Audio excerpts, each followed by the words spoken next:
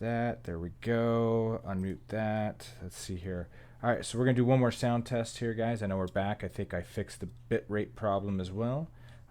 So Ski sounds good, hopefully. Jeff, go ahead. Hey, everybody. Hopefully that sounds great. And then we got Matt. Good afternoon. Thanks for having me. So with all of them out there, the three of us, and everybody out there in the interwebs on Twitch following us, Wubba lubba dub dub! Oh, thanks for the follow, man. Andrew, thank you so much, man. Appreciate it. All right, so there we go. Let me move this a little bit. Spencer said we're panned hard right. What do you mean panned hard right? I think we're coming in one speaker. Oh, wow. We're still working on getting this better and better every time we do it. So hopefully this works out for today. And just give away a heads up out there, I am sharing my video, which is here, but on Discord, they're upside down. So with Matt and Jeff looking at things and going over reviews, just let you know they're going to be seeing things kind of upside down. There might be some delays. But yeah, I have the Bible of Age of Sigmar. Is that what we call this? Sure, Bible works. Yeah. And everybody's wanting to see this, I guess. So we got the gamer dad. We've got everybody out there. Thanks, man. Everybody out there is on. Thank you so much for being a hunter and watching. I can't thank you guys enough. It helps support us, helps support the Weird Knobs, helps support the Age of Sigmar community, all of it. So thank you again. All right. So what do you want to do first, you guys? What do you think, Matt? Go big or go small? So I think we go for the General's Handbook itself first. I was real excited for the battle profiles right up until a message that Games Workshop put out on Thursday saying that the new armies are going to be in an FAQ that won't be coming out until later. So the battle profiles 2020 for everything from Cities of Sigmar on didn't get changes. The one big interesting thing is that there's an army in the battle profiles that we don't have models for yet. Actually, 1.5 armies. Kind of more than 1.5, but I get you. That's awesome. All right, so let's do the book. We're gonna skim through the book. There's things we're not going to dive into because, and we're gonna stay as positive as we can. So disclaimer: we are gonna try to be as positive as we can about all this, even if we personally do not enjoy some of the stuff in this book. We're going to try to give you the positive spin on it, why it would be fun, it's cool, whatever the case is. Everything's positive here. So, with that being said, so it's glorious, of course, right? Does it have the new book smell? You got to check. Oh, wait, all right. The new book smell? Oh my gosh, it does. Does You it? know what? The limited edition book smells so much better. Just want to say that. All right, so what we got here? If it's too shiny, let me see if I cut this light out real quick. Hopefully it's not too dark. I'm still working on my lighting.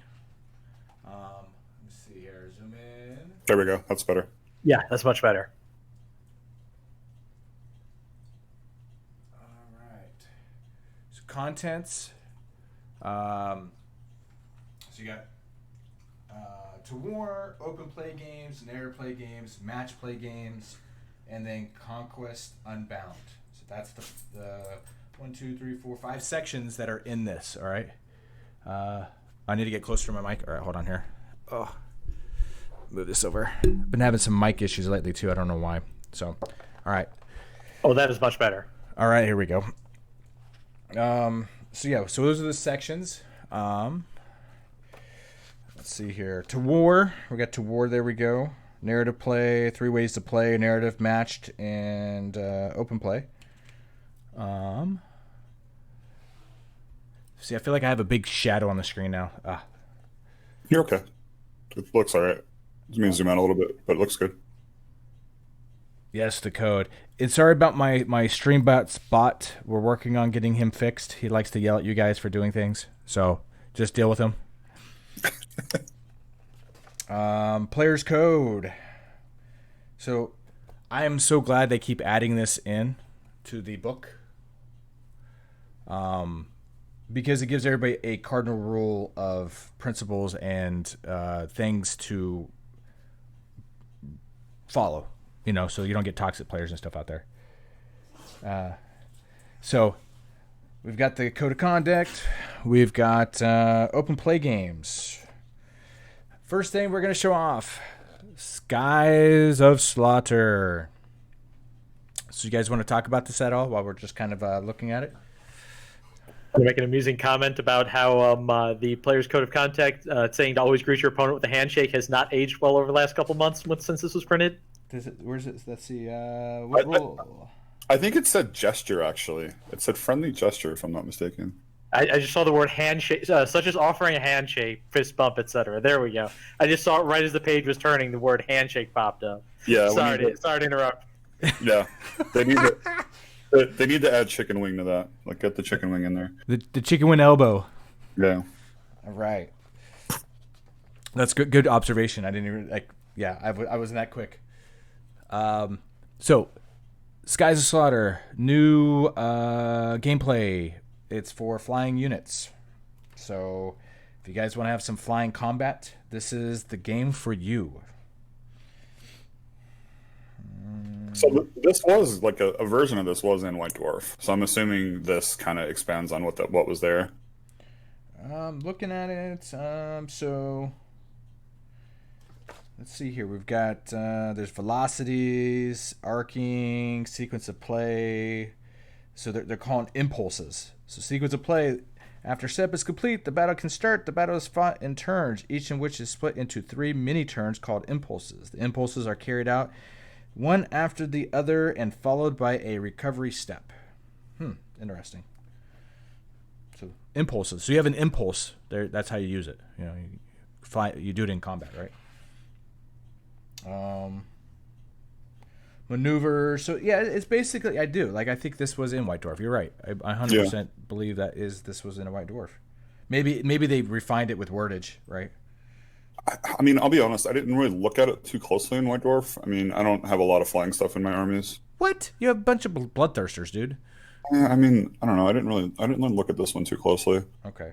So the interesting thing is that with the lead time on how far and ahead Games Workshop has to publish this, whereas it sounds like White Dwarf has a much faster turnaround, I actually wonder which one of those two was written first. Was this written for White Dwarf and then expanded upon for the General's Handbook? Or was it written for the General's Handbook and then they figured let's push it in White Dwarf without thinking about when the General's Handbook would come out? My expectation is that the White Dwarf version put a bigger focus on just getting the core rules together, while this seems to have added a bunch of leveling and campaign components from the streams I've seen Games Workshop do. So, like Jeff, I'm not too familiar with what exactly was in the White Dwarf article, but I do know from talking to a few people that the major goal was to have this be something that any army can do. Any flying model will work just fine. You don't have specific profiles for different flyers. It's just kind of like you can grab a Phoenix, you can grab a Leviathan, you can grab a Terrorgeist, or you can grab something small like a Kinnerai Heartrender or a unit of those, and it'll fit any of those different kinds of ranges of models. Okay. Then they have Sky Battles, so there's the setup, right? So they give you that. Some special rules, ground attacks. So I mean, I think it's a cool little fun game to play. I think this will be like a filler for like a beer and pretzels game. This is where they're I think they're going for. Yeah, I think something like this could be interesting. Like if you're getting bored or like you had time to do something a little bit different, I'm thinking it could definitely break up play and make for something interesting and different. Oh, yeah. Probably very similar to what we used Path to Glory for, where the game is not 100% balanced. It's very beer and pretzels. You approach it that way, and it ends up playing fine. But the interesting thing about this or Path to Glory is I suspect it's the kind of thing where you can play 5 or 7 games in one trip to the game store and get a bunch of different opponents and a bunch of different play styles without having to commit to 1 2-hour block. Gotcha. And that's pretty cool. There's campaigns for it too. That's kind of neat. Yeah, they Oh, added campaigns. I was like, oh, cool. I mean, I don't care what it is. If it has a campaign, it gets a +1 in my book. Campaigns we need more of. Oh, we do. Look at this. So here's some That's pretty cool. Skies of Slaughter War Scrolls. Okay. What I'd heard was that there weren't War Scrolls before, so I think these might all be new. Yes. So let's go to something that we all know. Okay, so you had Lord Celestin on the Dracoth, Darkstorm Templar, Battle Mage on Griffin, Free Guild General on a Griffin, Sorceress on a Black Dragon, Dreadlord on a Black Dragon. You got the Turtle. So Sharks. that chart there next to range where it says hit rolls, are those based on what like maneuver they're doing? Possibly. See that, Matt? That's kind of cool. Yeah, that's neat. And to do things too, maneuver. So let's go. Let's see. That's all. Let me get the last ones. Oh, so here's the Phoenix, both Phoenixes, right? So we'll just go with the Phoenix, the Ice Talons. So the Ice Talon's a weapon. It's a 4 to 180 arc with a 3-inch range. 4 up, 2 damage, plus 2 to strife. Okay. But then you have to roll for your maneuver table. So depending on if you're in velocity mode, I'm guessing, or whatnot, you have to roll. So if you want to do like a snap turn, you have to roll a 3 up or a 4 up or 5 up. And I think your maneuver number on your velocity determines what dice you roll. Oh, that's cool. All right, so different flying characters have different, like a large dragon or a star drake or something like that isn't going to maneuver as flexibly as a smaller model like an Alopex or something. Let's see. God, there's so much. We'll have to dive deep and maybe get some play test in this and maybe do some play testing online or something. So I gotta say, like, it's kind of cooler than I thought it would be. Like, when I saw a chunk of 40 pages in this, I was like, eh. But I don't know. Like, it seems like there's some cool depth to this that I wasn't really expecting. So it seems kind of cool. Yeah. Going to get a really good look at it. Yep. And we'll dive deep into that. We'll do a segment if nothing on the skies, and if people want it, we'll dive into it. Nice picture there. Oh, nice. There's even more. So you've got the Frost Phoenix, and Noidid on both Phoenixes. You got the Ironclad. You got the frigates. So far, we've only seen Order. Gunhauler, Bloodthirster. Oh, there we go. There's Chaos. Yep. All 3 Bloodthirsters are there. You got the Lord of Change. You got a Demon Princess. You got a Chaos Lord on a Mana Core. You got a Chaos Lord on another Mana Core. Or Sorcerer and a Lord. Sorry. No Scarbrand, unfortunately. He's kind of stuck on the ground. You got a Chimera, Royal Zombie Dragon, the Ghoul King on the Zombie Dragon, the Terrorgeist. I see there's no named characters. I noticed Alariel was missing and she flies, but there's no named characters at all, so that makes sense. So far. You got the Mega Boss on Maw Crushers. I know Mr. Eli was going to love that. All right. So that is basically just to show you how thick this is. Ski, go back one for me. Or one for you? Okay. Yeah, just go back to one of those profiles because Okay. like there's a recovery stat on there too that I'm not really familiar with. Yeah, so there's toughness, velocity, wounds, and recovery. Yeah, that's interesting. Yeah, that'd be cool to look into. Like, yeah, there's a lot more here than I thought there would be. So, Yeah, be we'll nice to get some time with it and dive into it. Yeah. Yeah, we'll dive into this. This could be a fun little offset. So then we've got Open War Coalition battle generators. So you have all your tables and different setups for your Open War stuff, twists, reinforcements, all that stuff. So it's kind of cool. Objective table, twist table. So this is, if you get the Warlord edition, you'll get the cards for all this. So just to let you know. Then we got the narrative play. Team battles, special rules. So they're really diving into team battles in this edition as well. Fog of War rules. I can't wait to read into that because I like Fog of War. I think it's a great thing to do in games. Really puckers you up, right? So, is that something like you can't have private conversations with your team? Everything is either on the table and public knowledge or not at all? Is that what they did? Before the Kind of battle seems like begins, Before the battle begins, players are given 10 minutes in which they can freely discuss strategy and tactics. Once the battle begins, players in a coalition can only discuss strategy and tactics if the generals of each of their armies are within 3 inches of each other. Otherwise, players must use handwritten letters to communicate. Okay.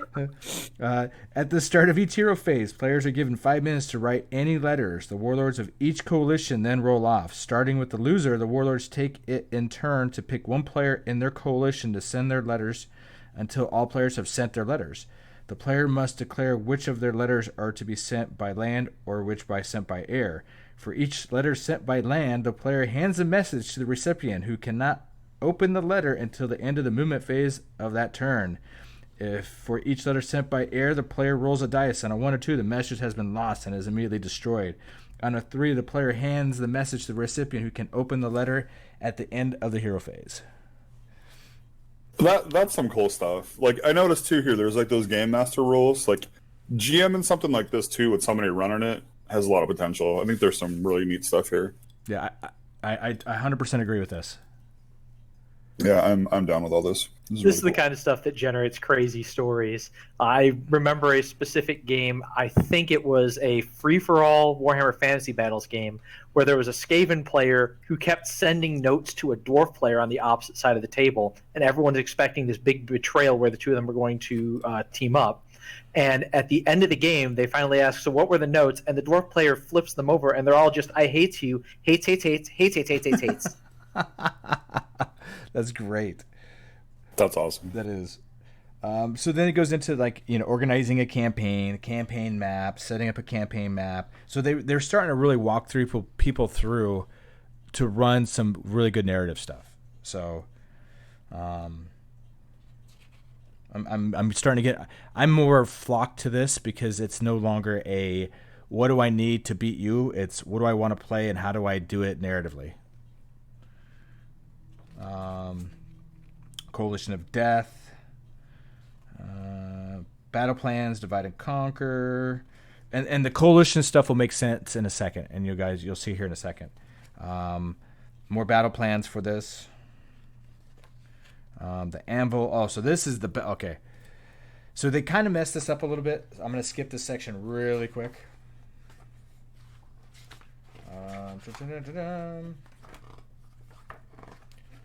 Because they messed up something very out of order, in my opinion. There it is. So coalitions. I just had it. There we go. Coalitions. This is what the coalition means. This is your coalition ally matrix. Oh, that hurts my head.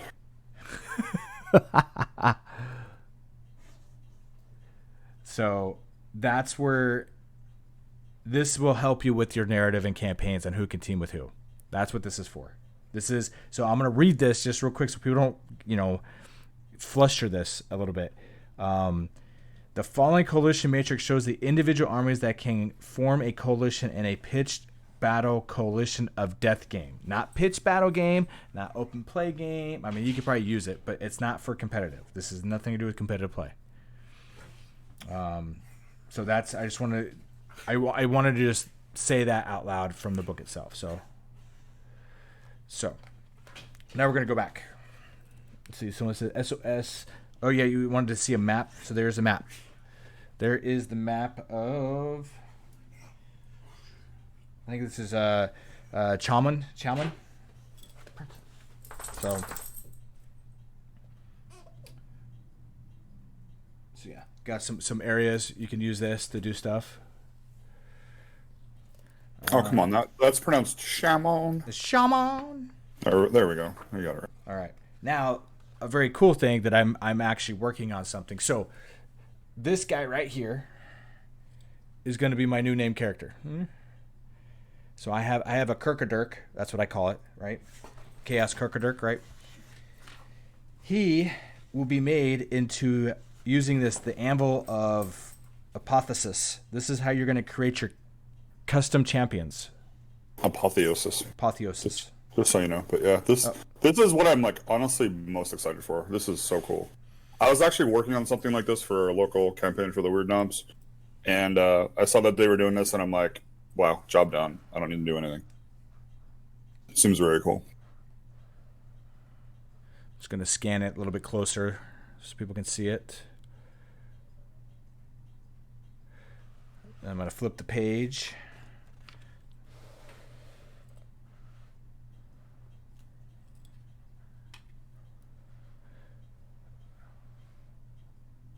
And then you got some more over here. Oh, I got to get a skink. I need to make a skink. And then, so at that point, then you start going into like abilities and whatnot as well. You know, like the armory, how you equip him, archetypes. So this is like your keyword stuff over here. Then you got your beast companions over here. So minor beast, mounted beast, gargantuan beast. If they're winged and you know, like other stuff over here for the beast itself. So this uses destiny points, right? Yes. That's the mechanic. So Yeah. does it equate to like points in the game in any way, or like? Yes, there was an article that Games Workshop did where they said if you want to include these as match play, it is 10 points for every destiny point, I believe. Oh, that's super cool. Wow, that's very. So if you build a 20 destiny point character, it is a 200 point character in match play. There is, I believe, in that article a note that by default, custom created characters would not be permitted in a tournament environment, and that you would need to get permission from your TO before you try to run it. So here's the article on that. Match play games. Using the heroes in match play is strictly a house rule and requires your opponent's permission. If you do so, count the number of destiny points you have spent on the hero and multiply that total by 10. This is the pitch battle. So yeah, you're right. In addition, your hero has the leader battlefield role unless it has the monster keyword, in which case it has the leader and behemoth battle role. So, right there. But yeah, this is really cool. I'm already going to make my Kirkadurk Chaos Lord dude, and I'm going to go through all this. Ski, can you go back a couple pages real quick? Yes, sir. To see what shields do? It's right at the end of the armory, I believe. Because I see that as a question in chat, and one of the leaks that I've seen had the section on shields just barely cut off. So it's something I haven't been able to see myself. Just straight 2 destiny points, improve your save by 1. Real easy. Also, you can't be a Nighthaunt. Yep. Oh wait, sorry. Let me. Yep, a little further down. Last thing on the page, I think. There it is, right there.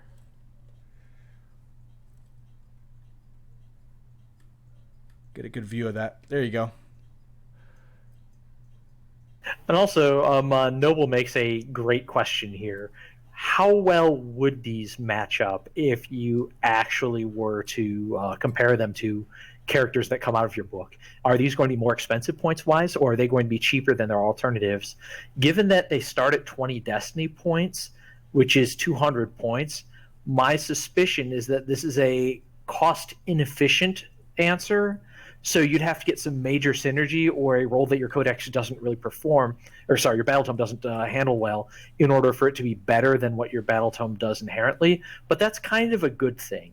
I would much rather have the customizable characters be overcosted to make up for an unexpected synergy than to feel like it's a easy go-to for better alternatives that just replace what's in your battle tome. So I think that's not necessarily a bad deal if they're a little bit more expensive. And for a narrative scenario, does it really matter? Yeah, right. Narrative campaign. You still got to get the blessing, right? You still got to get it approved to do it anyway. Exactly. So I wouldn't worry about this causing any kind of real problems in tournament environment. If it's a big GT, just assume that it's not going to happen. But for a local event that's especially like a narrative tournament, I know we've done a few of those in Austin before, and they were a huge hit. Doing a campaign that basically culminates in a tournament where people are allowed to run those match play characters, or sorry, those Anvil of Apotheosis characters that they've created and have been playing for several weeks. That'd be awesome. Well, yeah, this is like my favorite game of all time is by far Mordheim. Oh, and this yeah. This is very Mordheim. It's like there's a weapon table, you make your guy, you build your dude, you convert your model. Like the reason I like that game so much is it just like you were saying earlier, Matt, it just generates stories. Now, here's a question. Could you do this and do like Age of Sigmar Whoops All Heroes version? Maybe. And basically build Morheim in AOS just using Anvil of Apotheosis and no like battle lines or multi-unit models. Just like 5 heroes, go. Sounds like a great idea. We should try it. Well, here's the cool thing too, though. So you know how the rumor is Ethereal Amulet is gone, right? We all have heard that. Yep. Well, Yes. Not in this. Ethereal is an ability. Ignore modifiers, positive, negative, when making save rolls for attacks that target this model. So now you can actually put it on your character. But it has a point cost associated with it instead of just being, this is your first artifact choice. That's true. Sorry, you don't get to think. Yeah, true. For DP, you know, so. But yeah, so I think this is going to be great. I think it's a great addition to what we needed. Yeah, this is probably the highlight so far for me. This is super cool. Yep. So there's some, you know, custom models here. Those are great. I can't wait to see people put their stuff together and see stuff like this on the table. These are awesome. God, that Vampire Lord is so expensive. Yeah. But so good. It's amazing. You mean money wise or points wise or both? Yes. Yeah, I was gonna say yes. All right, so now we got match play. Here's where people are like, should I just skip this and go to like the back? Maybe I don't know. So, all right, match play. So let's see. We got the rules, tournaments, formats, rules packs, the norm. You know, the norm stuff here. Pitch battle rules. Now I know a lot of stuff has been leaked, but this is the official. This is official out of the book. Official. Can't get any more official than this. I'm just gonna get down to the pitch battle chart so you see it. All right, so here's the first big new thing is that endless spells are now capped based upon the size you're playing at. You can only have up to 3 of them in your 2,000-point list. Doesn't clarify how expensive they can be or how much you have to spend on, or you could spend on them. So you could do things like pull out a Soul Screen Bridge, a spell portal, and a Rune of Petrification if you wanted to. But again, those are points cost associated. What you can't do is cover the board in cheap endless spells, which was a gimmick that certain armies could use to basically avoid playing the game against a melee heavy army and just quarantine the entire enemy army across the field and say, I have the objectives on my side, and until you learn to fly or unbind all of these, you're not leaving your deployment zone. Very true. Now, I think the only army that I actually saw that used a bunch of endless spells would be Gloomspite, right? Gloomspite was the one that used a lot, correct? Tzeentch before the new book definitely did. I think that it used to be that Pink Horrors could cast endless spells, and I believe that's taken away now, so it's less of a problem. But I believe the door to that has been reopened with Lumineth. And especially with high bonuses to cast across an army, it'd be very easy to cover a field with your battle line just throwing out a bunch of spells and then taking dozens of sentinels and saying, okay, I'm going to shoot you ignoring line of sight, and you're going to sit in your deployment zone. And that is a non-interactive game, so restricting the ability to do that is a good thing. Yeah, for sure. Interesting, like, prayers don't get, and the Corn Judgments kind of, I guess, don't get really, a limit here. I guess they don't matter. You can only take 3, but yeah, I'm a little curious. Let's see here if there's anything down here that refers to endless judgments or endless what's it called? Fire Slayers have a version of it as well, but that's a good observation. Yeah, it doesn't look good. I just want to highlight the special rule part.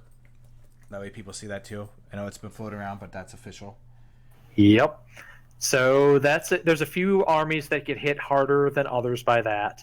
I know that there were in Cities of Sigmar a few ways to stack Feel No Pain rolls, or that wound negation.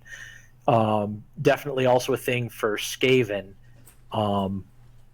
What's called Legion of Chaos Ascendant. But it would create a situation where you could potentially have multiple Shrug on a 4, Shrug on a 5, Shrug on a 5, Shrug on a 4. I don't think there was anything that could actually get that ridiculous, but it was still time consuming and encouraged some very obnoxious survivable armies. It's worth mentioning that rerolls are explicitly excluded there, so Blessing of Cain lives on. Yep. The ally unit point cost is still 400 points, obviously. Endless spells, if you didn't know, once you pay your cost of your endless spell, all wizards in the player's army know that endless spell. So that would include that kind of clarifies that Lumineth units can cast spells then. Unless they say otherwise in an FAQ later, yes. Yeah. I believe that is the text that currently is in Malign Sorcery and in the small rule book. So that's not a change to my knowledge. Gotcha. And it's only referring to endless spells, not regular spells. Just want to say correct. Endless spells. Command points, just to show you, it's still 50 points. Still 50 points for one command point. Scroll out some now. Let's see here. Go to the next page. Auxiliary objectives are new. Yes, and we'll get to those. We probably won't go over all of them in depth, but we'll touch base on those.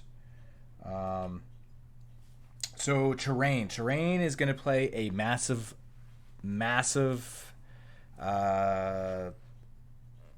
It's going to play a big factor in games now. By the way,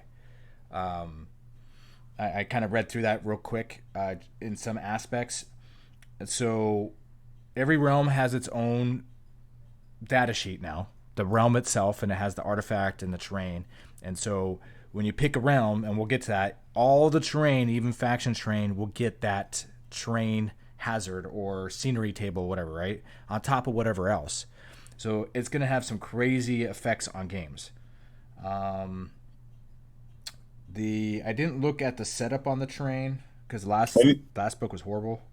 Anything change on there's a faction terrain section there. What is that? Is all out defense gone? I don't see it. Let's see here. Maybe Is it just a little okay, it's just a little low. Okay. There it is. It's okay, Matt. You don't have to pucker up anymore. You're good. No, I thought they finally fixed Bastillodons. Let's go with faction terrain real quick. Sometimes these abilities include one or more terrain features, or a war scroll allow you to set up one or more terrain features once the battle has begun. These are set up in addition to the terrain features that have been set up as a previous described. In a pitched battle, faction terrain must be set up more than 3 inches from any other terrain feature and more than 1 inch from any objectives, in addition to any other restrictions that apply. Sometimes this will make it impossible for the faction terrain piece to be set up, and in this case, it is not used. So I think that is the same. I don't think that's changed at all, to my knowledge. The GHB 2019 had different text that was more restrictive, but Games Workshop had to errata it when they realized that most games actually resulted in people being unable to play their faction terrain. Yeah. So I think the 3-inch, 1-inch rules there are what's in that errata that's already been put out, which was like a month or two after GHB 2019. And so then we've got command abilities, right? So you got all out attack. Reroll hit rolls of 1. All out defense. Reroll save rolls of 1. Volley fire. Right there. Volley fire. Reroll 1s in ranged combat. Reroll hit rolls of 1 in ranged. At the double your run. A little bit more to it, obviously, but not double. It just counts as a 6 for you. Yeah, treat it as a 6. Or within 12. Oh yeah, I'm sorry. I'm looking at the 12 and 6. My bad. Okay. Forward to victory. That is your reroll, the charge roll, and then you've got your inspiring presence. So I really wish they would have consolidated the ranges on these, because it's weird. We got the first 3 are old school, so they're 12-inch range, 18, and then the other ones, well, not old school, but the other way around, and the other ones are 6 and 12. It's just a weird. Yeah, it's 6 and 12 for the original 3, and those are within, whereas it's 12 and 18, but wholly within for the ones added in 2019. Yeah. I'd hope that they would standardize that as well, but at least they're all in one place now, as opposed to the mini rule book, which has 3 of them in the match play section and 3 of them in the core rules section. Yeah. They're all in one spot now. Yeah, that's true. And we got the triumphs are still here. So I'm just 3 of them are still here. Yep. It used to be 6. They got to cut the fat somewhere, right? Do those bleed into the next page or anything? Because if it's just down to 3 of them, That's just that one makes it a lot easier. Yeah, a D3 triumph right there. Yeah, yeah, I was gonna say. Okay, so that is a minor nerf to KO because they have the ability to use extra triumphs and the ability to force them for sure. But I suspect that most KO players were probably using their Aether Gold primarily for either reroll to hit, reroll to wound, or reroll to save anyway. So I don't think that's a significant change. So It is actually a... Sorry. I was going to ask, we lost command point. What else did we lose? So the 3 that we lost were reroll a runner charge declared before you roll a dice instead of after. We lost a free command point the first time you use a command point. Or I guess technically it's actually the first command ability you use does not cost command points, which when you're playing against a Lumineth player is different because it could cost 2. It's not gain 1 extra command point. It's when you use this triumph, the command ability is free. So you'd be able to avoid total eclipse that way. And the third one was immune to battle shock, which did not require a range from a hero. Yeah, those are pretty big. Those are some big changes, actually. Yep. It means that if you buy a triumph, or if you make a triumph bid and your opponent does not have a bigger triumph bid, that you have a more consistent effect, and it will be some form of reroll as opposed to some point of command ability economy. Yeah. Now we got the scenery table. Move the screen down just a hair more. Here we go. Okay, so this scene. There's 2 now. There's 12, by the way. Yeah, and they did introduce new ones in the last one, so... Yeah. So these will have a massive effect on every game because of if you pick a realm. Really. I mean, if you use the scenery table while you're playing, that's one thing. But if you pick a realm, the realm will give you one of these.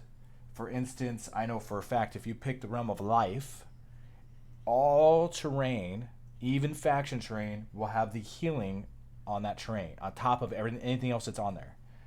And so if you're within an inch of any terrain feature, on a 6, you can heal D3 wounds to your unit.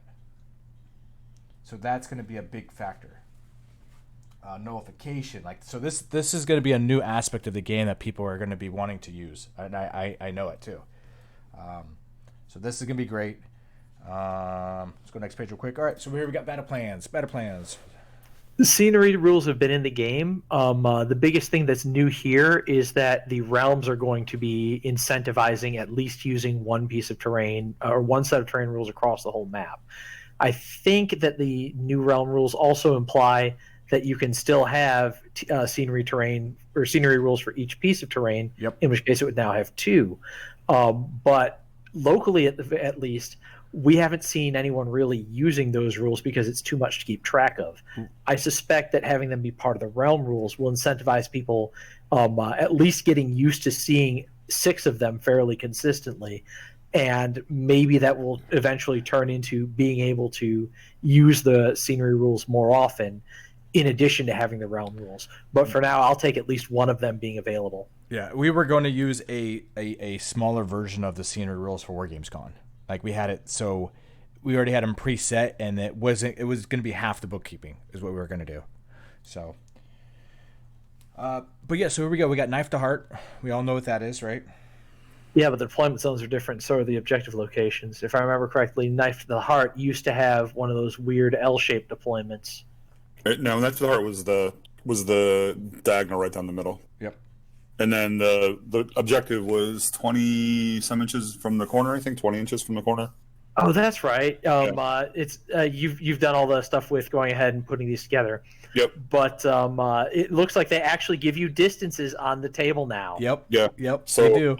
All that time I spent. and me trying to calculate trigonometry so that you could use distances from the corner. They're actually just giving you distances from sides instead. That's good. It is good. Yeah. There's Total Conquest. Ooh, that's way different. So Total Conquest was the stairs. before, wasn't it? That the stairs is. Or am I thinking of the old Total Conquest? You thinking of Not forcing sure. the hand? That's a new one, Okay. but I think it's the same. I think he's talking about the forcing the hand deployment. Yep. So if I remember correctly, Total Conquest used to be very similar to the deployment for Knife to the Heart now. Yeah, you're right. You're right. Where it's kind of the weird triangles, and They you moved it. had 4 objectives offset so that they weren't even. They're now set even. Yeah, Total Conquest used to be in the 2019 one. It was, I'm looking at it right Good now. call, Ski. Yeah, 18 and 12 inches were the objectives, so they definitely moved them. I might not play this game anymore, but I still have all the books. You just missed it. You just passed it. Oh, there it is. The problem is that we saw you pass it 15 seconds ago. Oh wow. Page 26. Okay, yeah, it is the weird stair step one. You're right. No, that's 18. Go to That's page 2018. Yeah. Okay, so the older one. Yeah, page 26. Well, I'm just showing every different. Yeah, that one's 2 years. Yeah, and also Knife to the Heart there too, so that was convenient. So look at that. Total Conquest. So they took the Total Conquest deployment and made it Knife to Heart. Yep. Aha! I told you it was the weird block one for a Knife to the Heart before. Just move the objectives. You're right. So yeah. So we got those two. Let's keep going. Battle for Pass. Let's see here. What did they change on that one? I probably should have been paying more attention to what the actual victory conditions in the previous mission were, rather than looking at what the deployment zones were. Oh, Pretty it's all good. pictures. Yeah. Battle for Pass. Pretty much the same. Battle for Pass used to be triangles. 29. So it's the same for 18, but they took away the middle. Yeah, this is different from 2019. The mini rulebook is over the big. There we go. Yeah. There it is. Battle for Pass. So the deployment zones change, but the objective placement looks like it's about the same, Yep. except that there's actual distances for everything now. Yep. And then you've got Star Strike. I don't see nearly as many distances on there anymore. No, there's 3 spots. Yeah, how do the meteors come down? At the start of the second battle round, before determining who has the first turn, set up one objective on the border between the players' territories. At the start of the third battle round, before determining, set up 2 more objectives, one in each player's territory. Roll d6 and refer to the objective, the table to see what will be set up. So this actually looks like Relocation orb a little bit. not relocation It's orb, not gifts from the heavens, but those lines aren't right in the middle of the table sectors. No, because I think they're cut in half. Because it would be because there's the square, so you got the So it is mostly in the middle of the board. It's less random, but they got rid of the distribution. Yep. So there's going to be 3 spots that each objective could come down on instead of 10? It was 2 11. It was 2d12 last time, so yeah, 11. Then we got Scorched Earth and focal points. All right, Scorched Earth, still random D3 when you burn it. Instead of 1, so I don't remember if it was in addition before, but it's definitely not now.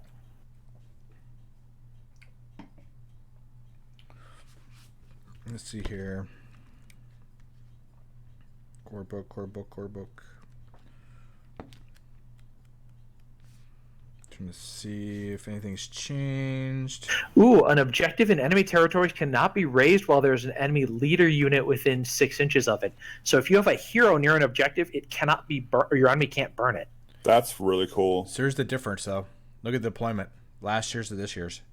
Yeah, we're not deep deployment either. You're right. This is wide deployment. So that's interesting. Yeah, that's cool. Focal point.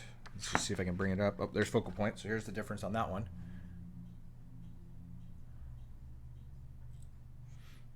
Oh, Matt, look, no more trigonometry on focal points. Right? All right. Next one's Better Part of Valor and Shifting Objectives.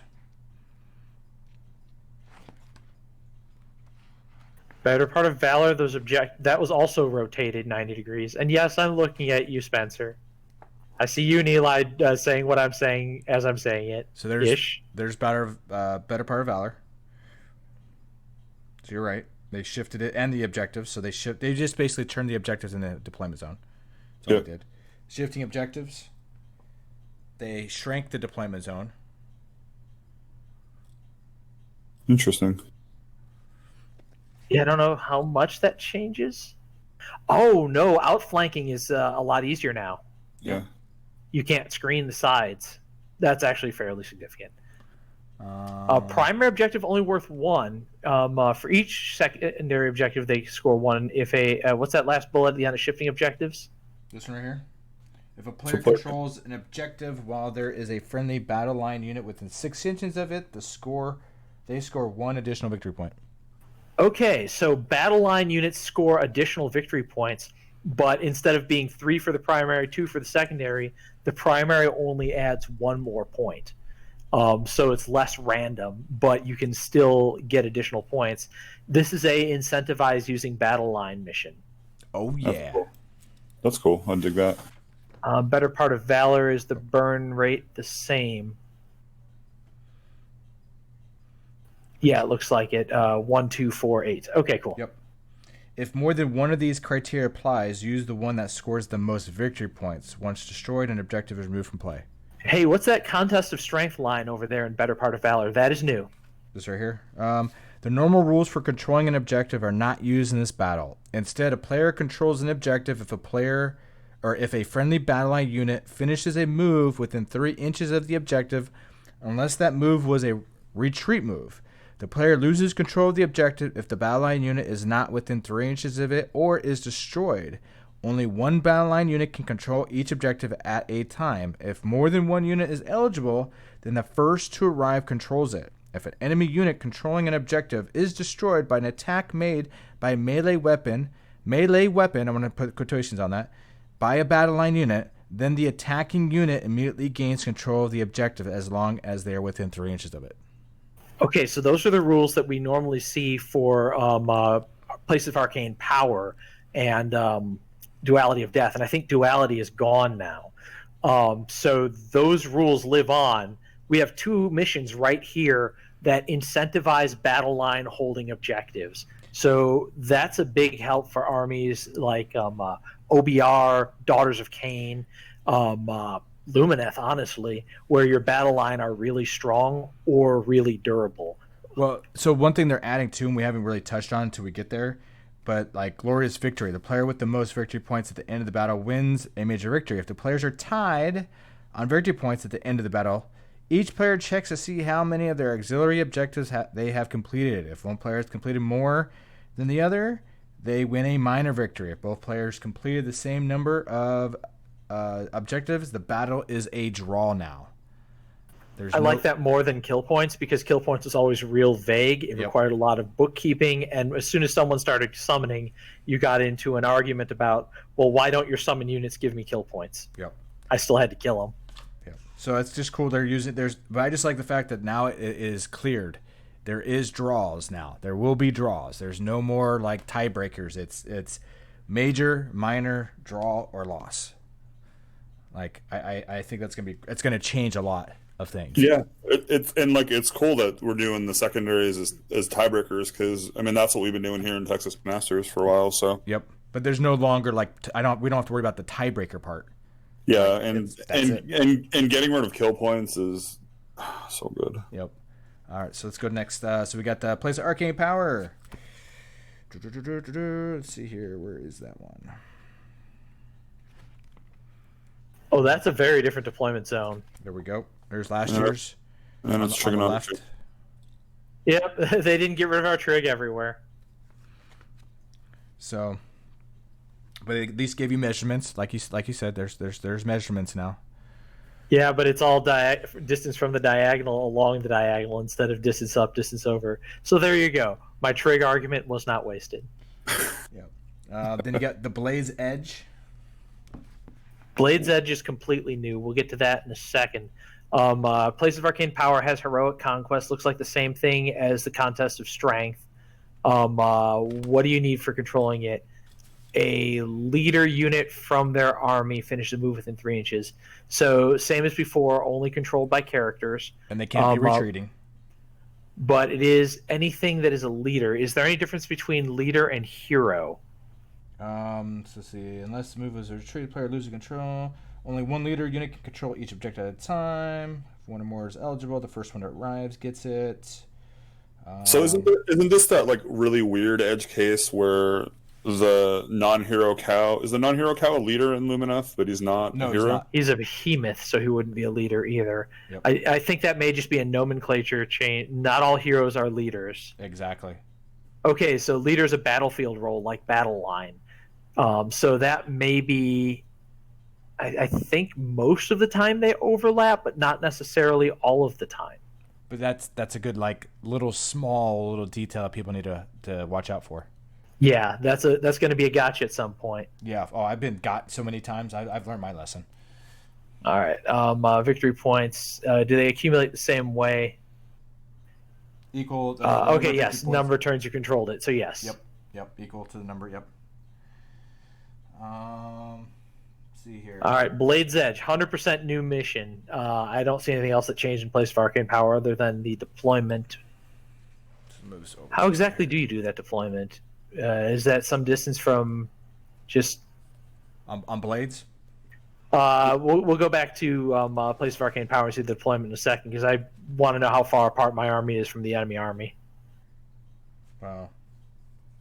Yeah, as long as I'm thinking about it. 9 inches from the enemy territory. Okay, so it's 9 inches from enemy territory. So you're going to have basically a dead zone circle in the middle there where nobody deploys, but you can't get anywhere really close to that objective on the side there. And you're going to have one of those two side objectives that's just definitively easier for you to reach. So like if you're the red player, going up on that map there is closer than going left because it's a 6x4. It's not a square. It's a rectangle. Yep. So the army's going to shift. They're going to do this, and then they're going to dance in the middle. Yeah, you have one objective that's equidistant, and then two of them that are favor one side or your opponent. Cool. All right. Sorry to interrupt. Let's go ahead and see that new mission. You're good. You're good. So what this is for, so people can get a little taste of what's going on here. So I'm going to read this one since it's brand new. Let me move over closer to the mic real quick. There we go. All right. So Blade's Edge, new one. 2 armies collide. Set up 6 objectives. 3 objectives in each player's territory as shown on the map, which is 18 from the board edge on both sides of the board edge, 18 inches apart. So 18, 18, 18, 18 is how they're going to be set up. At the start of each battle round, after the first, the player taking the second turn in the battle round can pick one objective on the battlefield and remove it from play.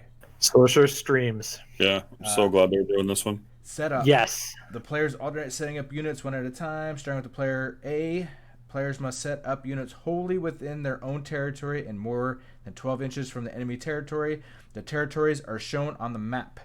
Continue to set up units until both players have set up their armies. If one player finishes first, the opposing players set up the rest of the units in the army one after another. 5 rounds. Victory. Player with the most victory points at the end of the battle wins a major victory. If players are tied on a victory points at the end of the battle, each player checks their auxiliary objectives. If a player has more than the other, then it's a minor victory. If they tie, it's a draw. Victory points. Each player scores 1 victory point at the end of each of their turns for each objective they control. That's it. That's simple. I really liked Sorcerer Streams. It's a mission that favors choosing to go second instead of choosing to always go first. The one problem I have with it is that because the Spencer sees exactly what I'm about to say here. the objectives are deployed 6 inches from the enemy territory, and you have to deploy 12 back, which means unless you have a pre-game move, the guy going second can't start claiming any objectives at the start of the battle round. He's going to have to wait until his turn to move on to it, which means you can start up 6 points before your opponent takes a turn. Yep. This is going to favor the army I am eyeing a lot, this mission, because of my movement. Yeah, pre-game movement gets real important here, as does the ability to go first. However, going first turn one in a map that favors going second puts you in a very awkward position because you kind of want to get double turned, but then you're getting double turned. Yeah, this is such a good mission. Yep, I like it. I approve. The SkiView approves. I wish they had made it 17 inches up for the objectives instead of 18, or just said that objectives aren't worth points the first round. But Sorcerer's Streams is a very interesting map. It's a lot of fun, and I'm glad to see it made a more common staple. Ebb and Flow also made it in with a rename, and we'll see that in a bit. Yep. So let's keep trucking. We got a lot to cover still, I think. So we got total commitment. Look at this. Look at this. So the objectives are 30 inches. So it's diagonal deployments. 30 inches one way and 6 inches from the back. 6 inches from the side, 30 inches from the down. So this is a really weird setup. Yeah, actually, this is the same as it was before. Is it really? Yeah, or was it Total Conquest had the points up there? One of the two of them, I always get them backwards. Total commit. Yeah, this one's the same. This is looks exactly the same to me. It's 3 victory points for your opponent's for objectives in opponent's territory. Did it used to be, or was it only 2? For each objective player controls in their opponent's territory, they score 3 victory points. That's okay, so that was the same? Yep. It's 3 now. Yep, 3-3. Okay. This may actually not have been changed at all. Forcing the hand. There's your stairway to heaven.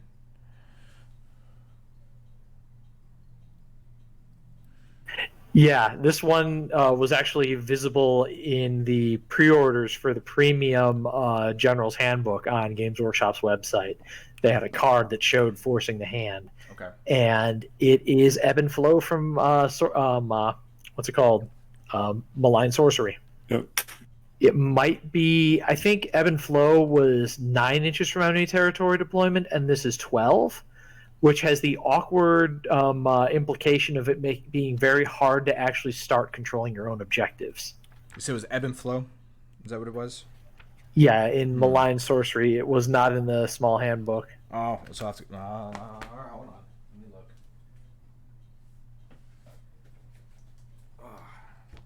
Let's see here. Line sorcery, just to see, because I'm very curious now. I bet Matt Taylor's patting himself on the back for this one. Yeah. Well, yeah, 2 missions. So, since it's kind of cool. The way we've been playing Masters, we've used these 2 missions. We've done secondaries as tiebreakers, and we've kind of banished kill points. So it's kind of cool to see things going the way we kind of already play, which is pretty cool. I am not seeing this in the Ebb and Flow. I'm not seeing that in the Malign Sorcery book. What's the other one that came? Not Malign Sorcery. What was the other book they did? There was a Forbidden Power. Okay, it might be that one. It's in Forbidden Power. It's not Malign Sorcery. It's Forbidden Power. Okay. Like I said, I have all the books. That's one thing I'm good for, right? Yeah, I'm digging through mine too right now. All right, They have them readily accessible. That's a big upgrade too. Ebb and Flow. You're correct. There it is. Well, no, I wasn't correct, but the second time somebody was. Well, I'm just saying, you're right. We got there eventually. Ebb and Flow. So that's where they got it. It is 9 inches before. Okay, I wasn't imagining that. Yeah, it's more than 9 inches from enemy territory in Ebb and Flow. Forcing the Hand is 12.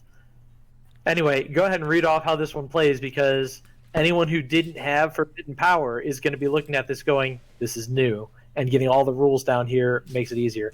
I think it's, is it 5 or 3 victory points for the primary? Whatever, we'll get there when we get there. Let's see here. So you see the setup. That's all there. Primary objective. The map shows which objectives belong to which player at the start of each player's turn. The opposing player picks one of their own objectives to be the primary objective for that turn. For example, if player A's turn, player B picks one of the player B objectives labeled on the map to be the primary objective that turn. Each player scores victory points at the end of each of their turns as follows. If the player controls the primary objective, they score 3 victory points. If the player controls any other objective, they score 1 victory point for each objective. Everything else still applies for the minor victory and the draws. It's all about the auxiliary objectives. But that's it. That's how simple that is. 6 objectives. 3 in each territory. Yeah, so basically the same thing, except the other one was 5-1. Okay. Yeah. And what makes this interesting is that at the start of every turn your opponent takes, you have to choose one of your objectives, and it's worth 3 times as much as any other objective on the map. Yep. That means that if you control the entire map, you'll pull 8 victory points for the round. But more practically, if you have an objective that you think that you can hold from your opponent, even if they put all their force on it, you can bank a lot of points, or you can prevent them from getting a lot of points very quickly. If you if you guess wrong, it can be, it was a lot more devastating when it was 5 victory points instead of 3. 3 is a setback, 5 is nearly a loss. Yep. Yeah, 5 was brutal. If you picked the wrong one and you lost, that was pretty much game over. I really liked it because it was kind of a soft sudden death. You weren't completely out, but you were going to have a hard time coming back. Anyway, looks like we got meeting engagements moving up in here. Yep. So meeting engagements are still here. There's your chart. So if anyone wants to see it, let me just zoom in on it.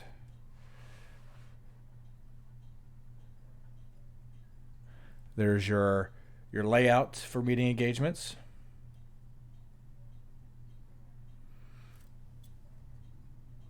Kind of weird they didn't carry over the endless spells into this. Yeah, right. Yeah, I think those look the same. I don't see any differences there. Endless spells, by paying an endless spell points, the rule still applies. You can only pay the points for one endless spell and meeting engagement. Okay, there it is. There we go. So they just cut it down to 1,000 points and said, no, you just get 1. And That's not a bad plan. Yeah, and allies, your army can include up to 1 allied unit. It cannot be larger than its minimum unit size. Is not included when working out the number of battle line units in the army, but does count towards the number of leaders, behemoth, and artillery units. So there's some restrictions in that one. Command points still there. Terrain features, army roster, faction terrains, so triumphs. Give you some setups. Give you some battle plans for that as well.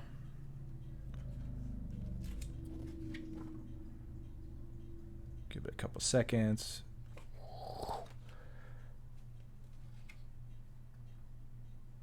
So these got redone. Yep. So center ground was only 1 objective before. Now it looks like it's 2.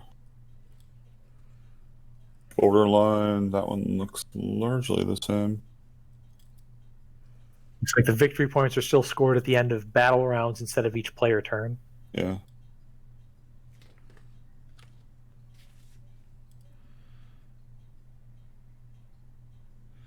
So cutoff guard is new. Well, actually, it used to be rear guard action. So looks like they made some definite tweaks to these. Yeah. And then we'll go, if people want, we can go in depth later in another video. Which I think we should. I think we should kind of plan and do some meeting engagements and some sky fighting and all kinds of stuff. Like we got some stuff we can do with this. Yeah, for sure. Yeah, those are things that I would need the book in front of me to read up on, because unlike match play where I play it all the time, I'm less familiar with meeting engagements and I've never seen the Skies of Death stuff before. Okay. So it's hard for me to comment other than secondhand observations. Oh yeah. No, not a problem. So then this is the Pitch Battle Coalition of Death. To play a Pitch Battle Coalition of Death game, you must have 4 players split into 2 coalitions using method preferred. So this is your team. I wouldn't say your team narrative type game per se. The type of pitch battle allows you to play alongside teammate in a 2v2 doubles format where your allegiance weigh heavily on the effects of your coalition. These rules can be used for one-off games or as part of a tournament. They have that labeled in there. So it's kind of cool. We'll go over that. That's where that chart is. So the chart should have been toward the beginning when they're talking about this with the coalition, so people can see it. Like, I don't know, some way that they split this up a lot, and it's kind of rough. Well, I suspect that the coalition matrix is actually supposed to only apply to match play then. No, pitch battle coalition of death games. Yeah, pitched battle coalition of death, as opposed to the other allied stuff where they had in the narrative section.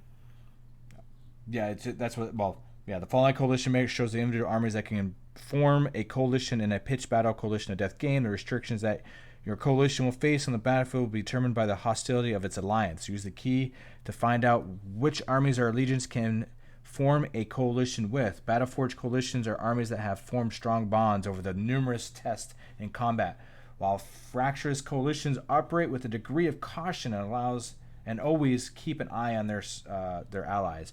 A desperate coalition is most strained from an alliance where trust is scarce, as warriors willing to fight along sworn foes.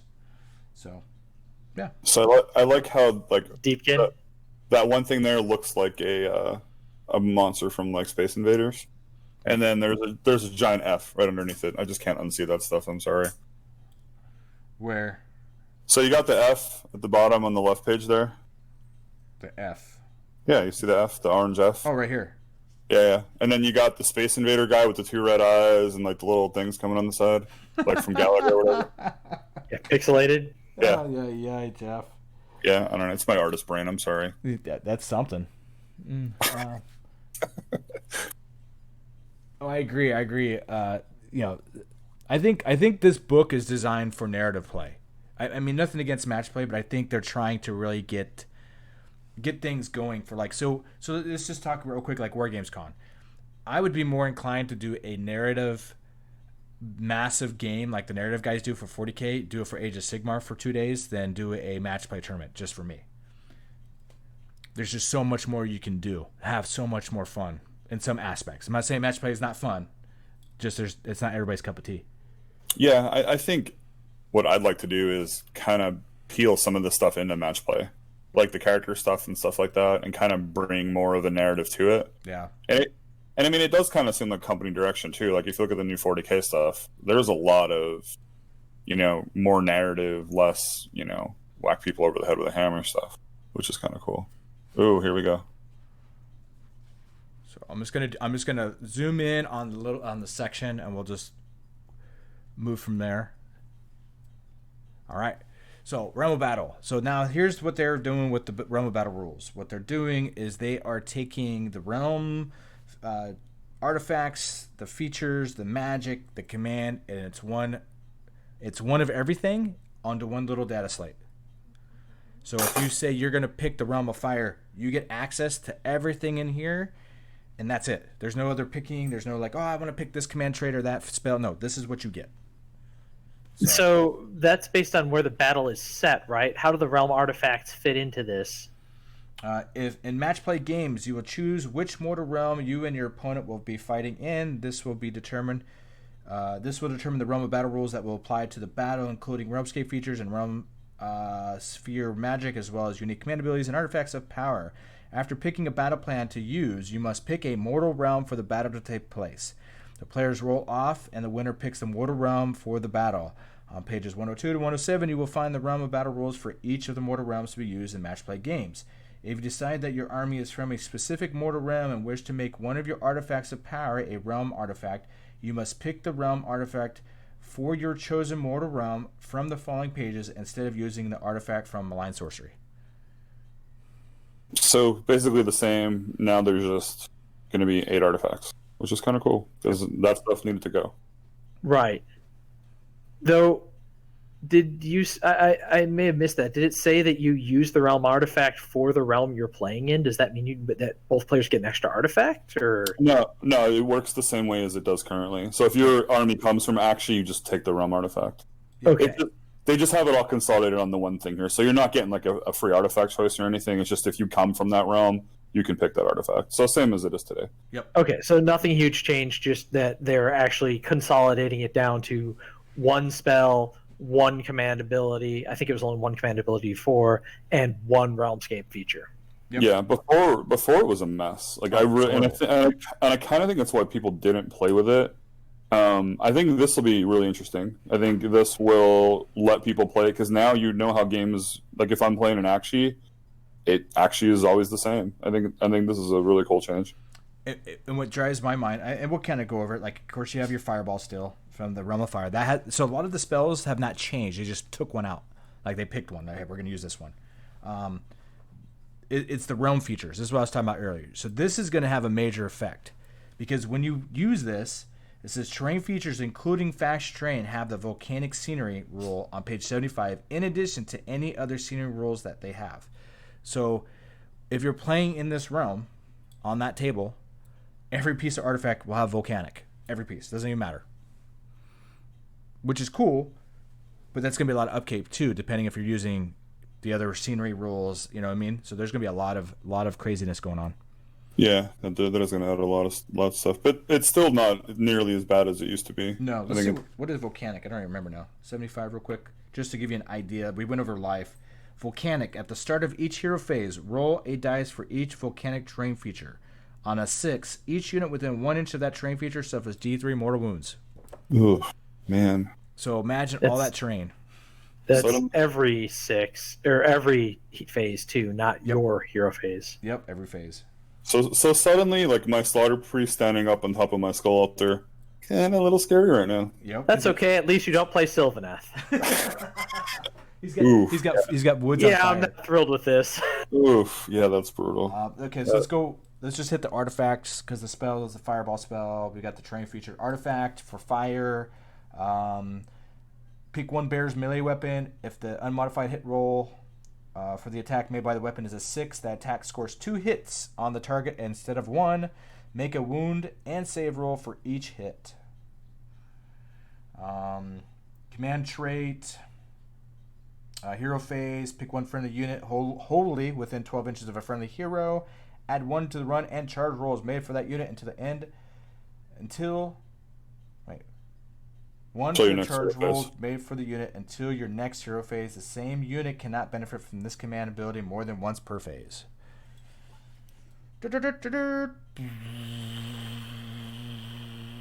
Yeah, this one's definitely on the simple level. Obviously, like, which is fine. I mean, I think they need to be more that way. All right, let me move over, make sure we're looking good on the screen. There we go. So the magic, this is the realm of metal, obviously, on the screen. You got the magic. It's the metamorphic warding. 7 to cast. 1 friendly unit wholly within 12 of the caster invisible. Add 1 to the save rolls for the attacks that target that unit until the start of the next hero phase. Ooh. Yeah. Ooh. The terrain feature, everything becomes entangled.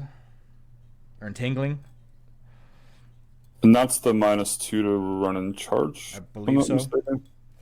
76. Let me just grab that real quick. 76. I put a little marker here.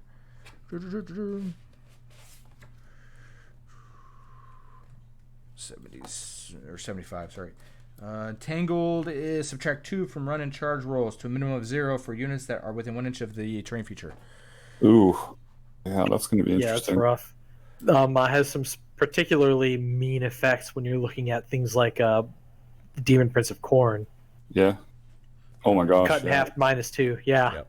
Or any of the movement spell shenanigans like in Lumineth. Yep. Yeah. Not to mention the fact that metamorphic warding is a no-brainer for Techless to just be like, sure, I'll be a 3-up save all the time. 2-up when I really need to burn my Aether Quartz. Yeah. Artifact is if a weapon used for an attack that targets the bearer has a rank characteristic of -1, change that rank characteristic for the attack to nothing. So ignore -1 rend. Okay. But no, it has to have the characteristic of a -1. Yeah, so -1 rend will just be no rend. Yeah. -2 rend is still -2 rend. Yep. Just to clarify it, so that's why people are here. Yep. And the command ability, you can use the command ability if you do so. 1 friendly unit wholly within 12 inches of a friendly hero until the next hero phase. Add 1 to the hit rolls for attacks made with melee weapons by the unit if it made a charge move in the same turn. Ooh. Wow. Yeah, +1 to hit for a command ability is pretty solid. on the charge. Yeah. Yeah. All right. Wow. Pretty crazy. Realm of Beast. The Beast. Wild Form. Casting value 5. One friendly unit within 12 inches of the caster and visible. Add 2 to the run and charge rolls made for that unit to the next hero phase. Everything is going to be deadly scenery. I think that's mortal wounds when you finish a move action. Yeah, I think so. Make sure they haven't changed it. Deadly. Which one is it? Deadly. Roll a dice for each unit that finishes a normal move or charge move within 1 inch of any deadly terrain feature. On a 1, that unit suffers D3 mortal wounds. Wow. So these are cool and simple, but man, like playing in like one realm opposed to another, it's gonna really change stuff up. Normal moves would not include pile-ins, though. So once you're in combat, it's safe. It's just that charge might sting you. And I've, again, had enough people running into Wildwoods to know that 1 in 6 chance to do mortal wounds, it doesn't happen very often. Yep. Realm Artifact, you can reroll charge rolls for the bear. And the Realm Command. If you do, pick one friendly monster wholly within 12 inches of a friendly hero. Until the end of the battle round, when you look up a value on the model's damage table, the monster is treated as if it had suffered 0 wounds. I like that. Always. It's a very powerful rule, that's for sure. Man, like, can you imagine like dropping that like on anything? Like, because especially like your big monsters get bracketed and they move really slow. So now you're just like, yeah, I'm good. Yep. Commandability. Yep. Yeah, it's done in the hero phase too, so it's not kind of a you do have to do it preemptively. So if you get shot up and then charged, you might not have used it, but it does mean that it applies all the way until your next hero phase. So if your Stone Mage dies, Avalanor can still get fully juiced. Yep. Very true, man. Next realm is life. You got Shield of Thrones, casting value 5. One friendly unit wholly within 18 inches of the caster, invisible. Wubba lubba dub dub! Oh, someone follow. Who we got? Oh, thank you for the follow. Thank you so much. I appreciate it, guys. Every follow counts. You all count. You're all awesome out there. Let's see where we're at. Visible. Till the next hero phase, enemy unit that finishes a charged move within 3 inches of that unit suffers D3 mortal wounds. The same friendly unit cannot be picked as the target of the spell more than once per turn. Wubba lubba dub dub! Oh, another follow, guys. Thank you so much. Thank you, guys. So that's awesome. That's really good, too. Yeah, that's really good. Terrain features are healing. So if you're within 1 inch and you roll 6, you heal D3 more wounds back. Artifact. In your hero phase, you can heal 1 wound allocated to the bear. Just boom, done. And the command trait is pick one friendly hero can attempt to cast Shield of Thrones even if they are not a wizard and even if the spell has already been attempted in the same hero phase. If that hero is a wizard, using this command ability allows them to attempt to cast Shield of Thrones in addition to any other spells they have already attempted to cast, and even if Shield of Thrones has been attempted in the same hero phase. That's insane. So basically, you can plant and 2 of your units are going to basically dish out D3 mortal wounds if you go charged. Yep. Yeah, that's pretty crazy too. It's not bad, but you do have to remember that it's a command ability to cast a spell, which, depending on what you're playing against, may or may not be a easy thing to do. If you're against an army that doesn't have a lot of unbind potential, casting on a 5 is pretty simple. If you are playing against, Lumineth, you might not want to spend that command ability. On the other hand, Lumineth just gets 1 more spell to cast, and they usually have enough command points to at least fuel a few extras. Seraphon in particular would be particularly dangerous because you could have Croak at all of his bonuses just cast 1 more free spell out there. We don't speak that name on the stream. That's a band name on the stream. Fair. Hey, come on. Burial's giving you all these extra people following, campaigning for you. We'll give him a break on the lizard for a few minutes. We appreciate. He's got like 30 seconds left before we go back to hating him. We appreciate everybody out there, guys. Everybody. thank you guys so much. Let's see here. And like I said, sorry for my bot. My Streamlabs bot is being very picky today. We got to fix him. So if he yells at you, Nah, don't take he's it personal. talking about lizards. Bot's allowed to yell at him. Oh, okay, Yeah, never mind. Yeah, the bot's a little crotchety. We have to work on him. All right, so we got the Realm of Light because I know people are waiting for points, and we are going to get there, guys. Don't.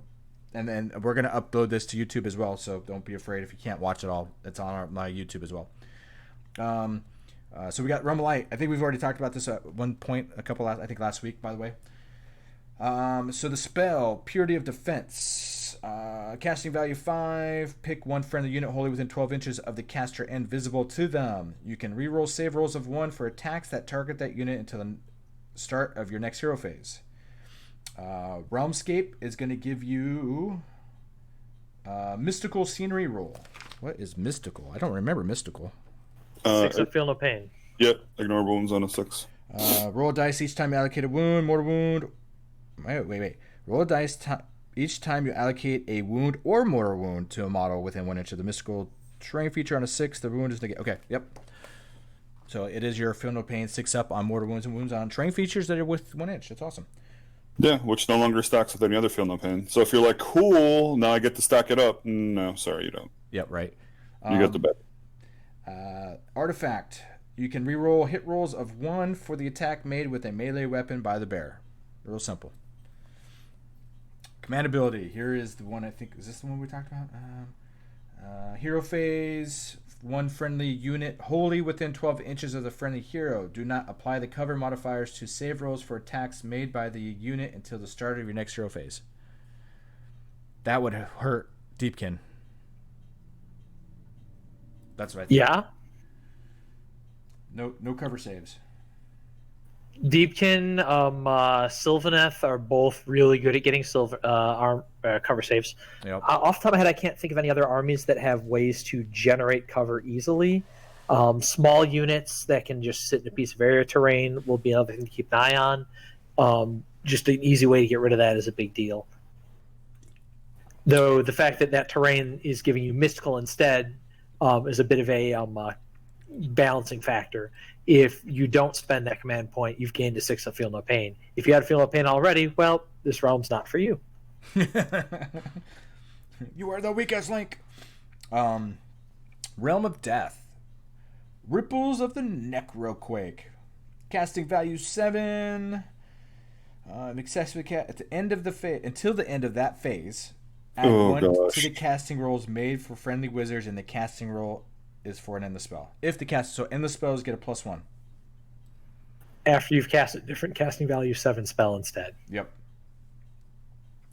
I feel like that's an expensive use of your cast in order to boost just endless spells, but okay. Okay.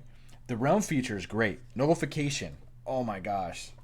I read this earlier and I was like, woo! So, nullification. In the enemy hero phase, if any heroes from your army are within 1 inch of any nullification terrain feature, one of them can attempt to unbind one spell in the same manner as a wizard. If they can already unbind spells, they can attempt to unbind one additional spell. In addition, an endless spell that is set up or finishes a move within 1 inch of any nullification terrain feature is dispelled. Wow.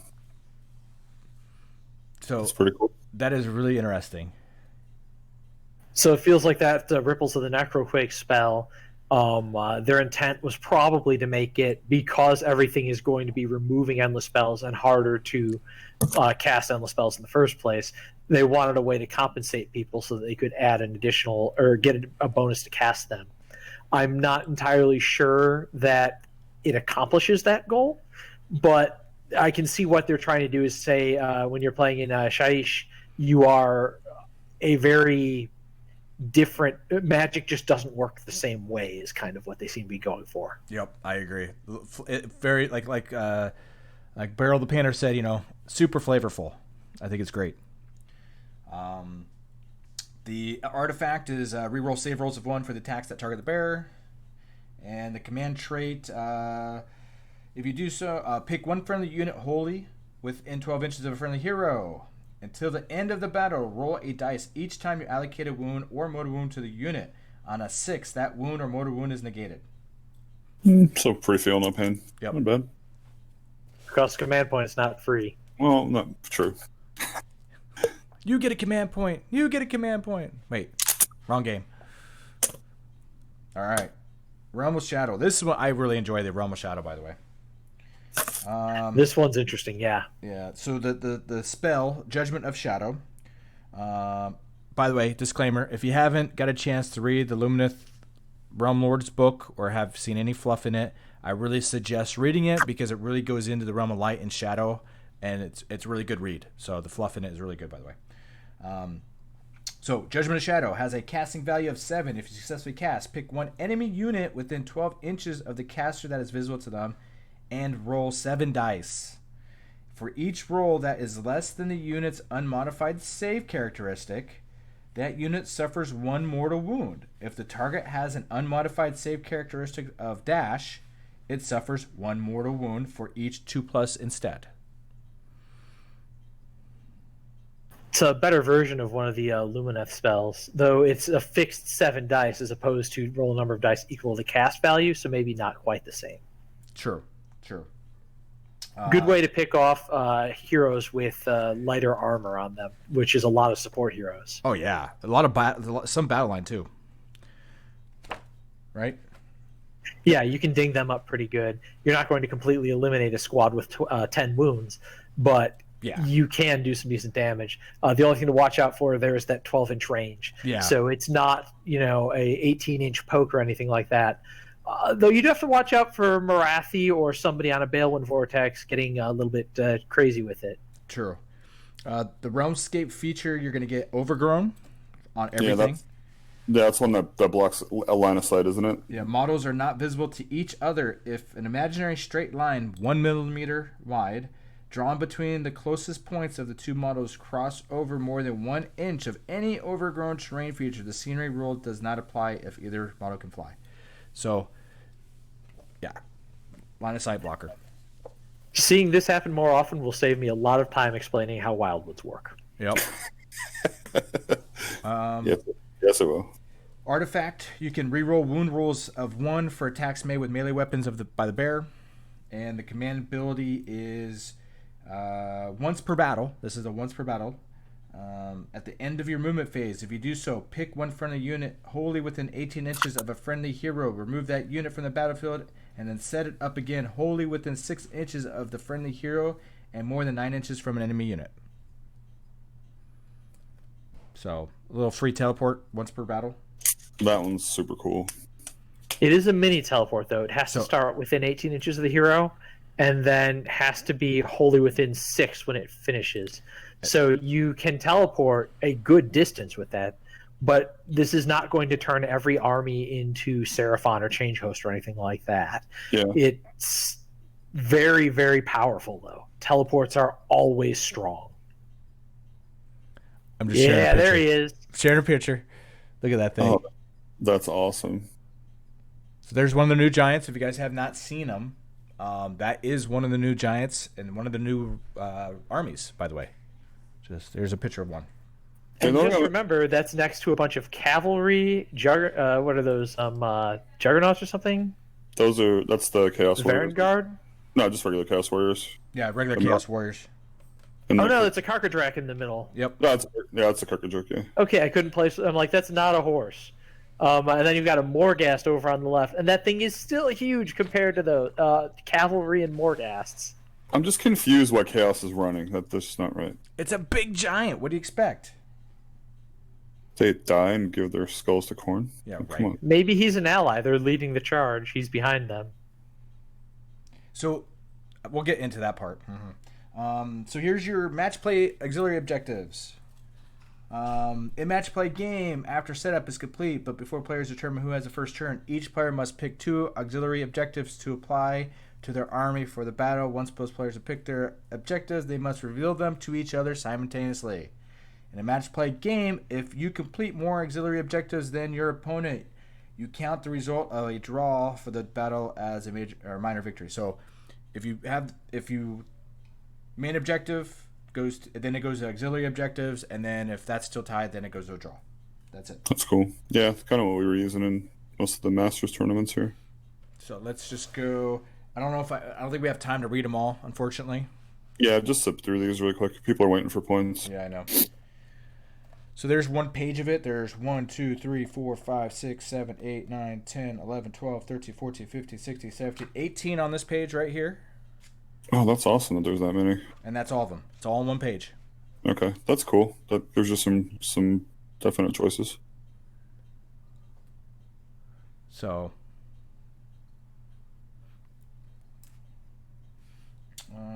so that's interesting. So yep. Conquest Unbound.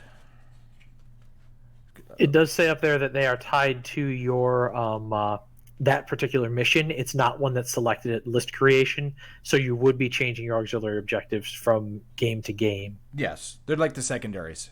They just Right. they just changed them. Conquest Unbound. So here we go. So I'm just gonna skim through this, and I'm gonna be very open about this. I've ran a lot of tournaments. I've ran a GT. I have done some small narrative stuff before. And so over the years, Games Workshop didn't really help with the tournament rules, packets, any of that stuff.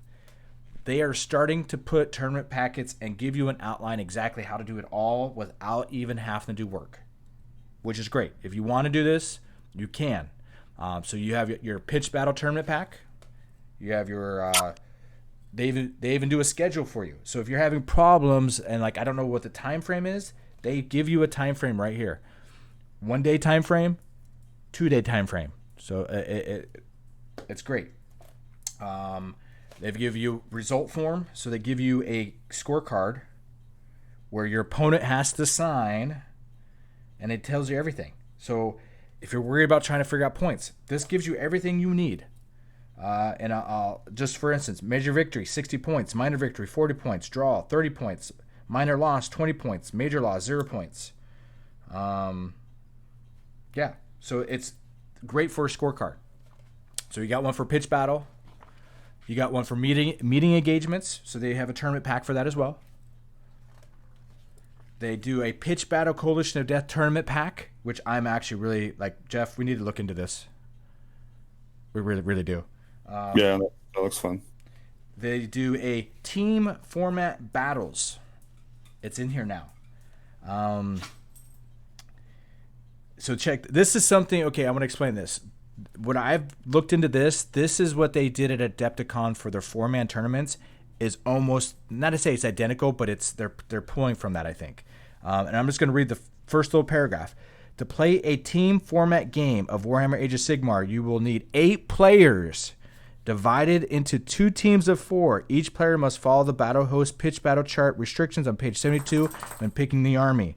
Points, war scroll battalions, and battle line units in each individual army cannot be shared by other armies in your team.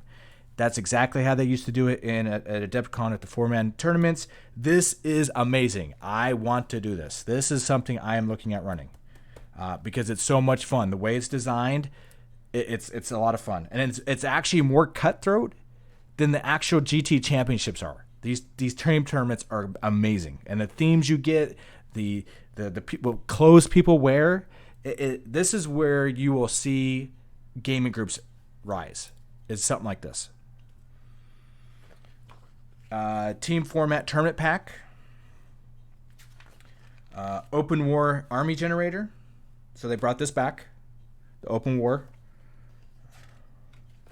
They give you the numbers, so it tells you what you do. Open war terrain. And then pitch battle roster, meeting engagement roster, and that is the main book. That is done for the main book. Couple of quick comments on some of the stuff there. One, it's interesting to see Games Workshop provide a standard for soft scores because I saw painting and sportsmanship on those tournament cards. Let me grab that real quick. Let's go to... While you're pulling that up, my other comment is that the team tournaments are definitely something I also would like to do at some point. But there's the whole Honest Wargamer Super Series that he's been promoting lately, and that's going to be another interesting take on that. That is a slightly different variation of what the team tournament there and what they've done at Adepticon is. It includes a ban phase as opposed to just pick your list and you're going with those lists for the whole tournament. All right, so for the painting, opponent's painting. So it actually goes opponent's painting, tick all that apply to your opponent's army. All models are fully painted, battle ready standard, and they 15 points. Opponent's etiquette. So sportsmanship. Opponents arrive before the round starts. Opponent introduced themselves in a friendly manner and made a respectful gesture, such as offering a handshake or a fist bump after the game. Opponent showed you a copy of their roster, and opponent had all of the Citadel miniatures, dice, measuring instruments, and rules that they needed in order to play the game. So there's 2 things for painting, 4 things for sportsmanship. And then it's total of 25 points. Yep. Right? Yep. 15, 5. 1, 2, 3, 4, 5. Yep. So there it is. This will help a lot of things. Yeah, I'm glad to see them getting in on this. All bases were fully painted to battle ready standard, and all base rims were painted consistent color. So yes, so the base rims. So yes, so I'm just going to show this off real quick. So my base has to be painted. Let me pull this guy off here. So of course this part has to be painted, but see how crazy and speckled all the paint is. With primer, they want you to make sure this is all clean and painted as well, and consistent. Unless, of course, I'm going to put a disclaimer as a judge, TO, painting, all that stuff. If the base is not consistent, but it tells the story of the actual theme of the army and it fits, I guarantee you're not going to have an issue. If it's just like he said, rainbow rims, and it has no authentic part of a storytelling besides rainbow rims, you're probably not going to get points for that. If they use this pack. Yeah. Just spend time, make cool bases. Yeah, really. Take pride in your stuff. So, all right. So we're done, right? We have nothing else to go over? I think those are my 2 comments I wanted to throw out before we moved on. Yeah, I think we're good, man. I got all the books. I think we're good, right? We're done? I think you're missing something. What am I missing? I don't know. Something about math. I don't know, points or something. Oh, I don't know. I think a couple people might want to see that. What, the pitch battle roster? No? Yeah. I mean... Maybe not. Oh, damn, okay. There we go. How's this? Is that better? Flip it around. Oh, I have to do it backwards for you guys? Oh, yeah, there we go. It's upside down on the Discord stream. Yeah, so I'm still Jeff working. and I can watch. Everybody else, I don't know, but... Yeah, I'm still working on fixing that camera to make it so everybody's on the same page. So I'm working on the Discord camera. No, I'm just joking because you were saying flip it upside down. I'm like, perfect. Then Jeff and I will see it right up on Discord. I don't know about everybody watching on Twitch, but it works for Jeff and I. So real quick, I know you guys want to get into this, but I want to ask some questions real quick. Is I hope everybody's doing good. Everybody's hobbying, having a good time, working on what they need to work on. And like I'm modeling, I'm painting. I know Jeff is working. Oh, thanks for the follow, man. Thank you so much.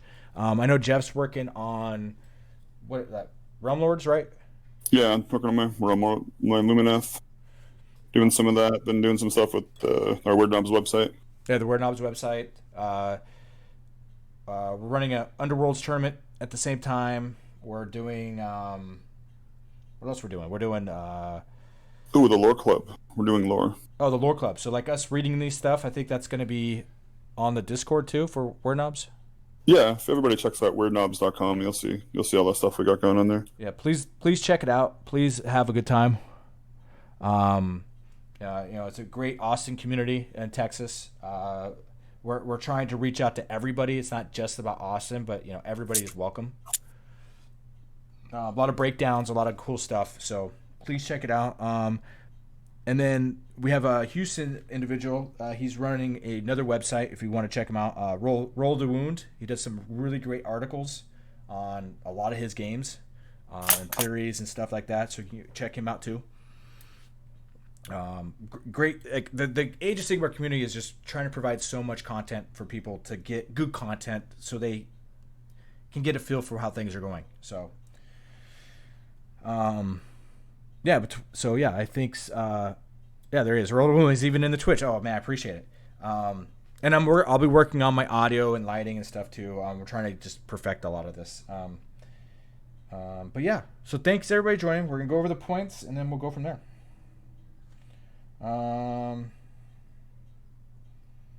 So there's the article here. I just want to read this. Updated profiles, June 2020. Whenever we publish a new edition of the General's Handbook or a new battle tome, we review, update, and fine-tune the pitch battle profiles for all the models. This means that the profiles printed here take precedence over any profiles with an earlier publication date and also take precedence over profiles that have no publication date at all. Profiles that have changed since their last publication are marked on the following pages with an asterisk-like little symbol. Right there. That little symbol is what they're doing. That means you got updated. And the reason I'm reading this, because it is written, people tend to forget to read this first page because they actually sometimes change some of their verbiage. And this will give you an answer to a lot of questions you might have. So, let's go. Let's hit the ground running, right? Yep, do it. All right. Yep, we're about to learn how everyone's been cheating for last month because apparently these were the rules we were supposed to use in June 2020. So I'm going to try to zoom in and I'll move the screen up and down so you can see it. So pitch battles. So we're Beast of Chaos, right? How do we want to do this? Just show it, kind of just skim through it? How do we want? I don't want to go through every single one, but yeah, I would kind of just like skim through it, and then Matt, if you have any highlights, you go over those. Gotcha. I don't really know this army well at all, so. Unfortunately, neither do I. I've played a few games with one of the guys here who plays Beast of Chaos as actual Beast of Chaos rather than as villains in another army. But I've never really looked closely at points, so I don't have anything to say on that front. I will comment briefly that the asterisks are based upon the last GHB. They are not based upon the Winter FAQ. One of the comments GW made is that this was sent to print in late October, early November-ish. So the FAQ that was released in December is not reflected here. So if something is flagged as dropped, it may have dropped just now, or it may have dropped in Winter FAQ. So some of these updates are not as recent as it may seem. Roger that. Roger. Something I want to point out too. So there is a Chaos Gargant, which is the giant. So you have to look at, because they're changing names as well on some units to match profiles. So he is still used in the Beast of Chaos army as a Chaos Gargant. He won't be, his other names will not exist, his other keywords. So so I'm gonna just do this. I'm gonna go kind of slow. If anybody in chat sees something and wants me to stop, I will have to go back because I'll be ahead of the game. Same with you guys.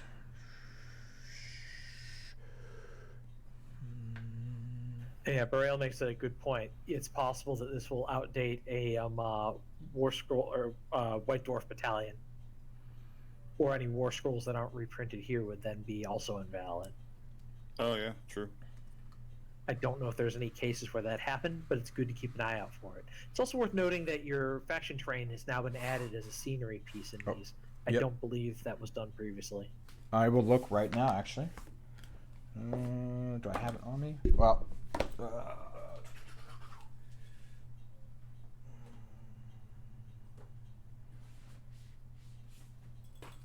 2019. Let's just look at Chaos.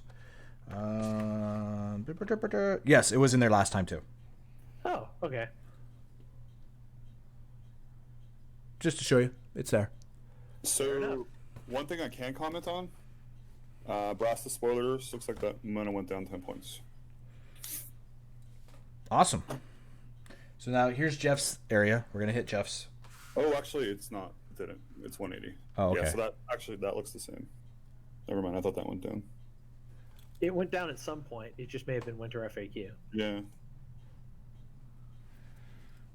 Let's see here. So where we go? We'll start with right there. How's that? There you go, Jeff. Here's your section. Yeah. Like at cursory glance, like based on what Matt said, looks like a lot's going down. The only thing that's going down on this list since the Winter FAQ is Vorgoroth the Scarred on Skalok the Skull Host of Gorn. That dropped 100 points. Everything else on here is Winter FAQ. Across the board. Even though there's asterisks on a lot of this? Yeah, because it didn't. So basically what, like Matt said, it's only from the asterisk shows from the last General's Handbook. So Winter FAQ, they do readjust points. So all of these adjustments were done already. So the only thing that's new on this page, technically, since the FAQ is the big Forge World Dragon. Everything else is exactly the same. Oh, where is he? He's 1100. He dropped 100 points. Yeah, he did. Oh my gosh. You get another Reader to Reavers. Congratulations. No, well, or Slaughter Priest. no, more Fleshhounds.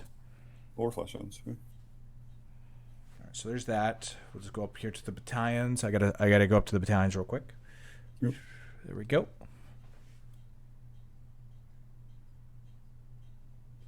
All the same. All the same? Okay. Next page. More corn.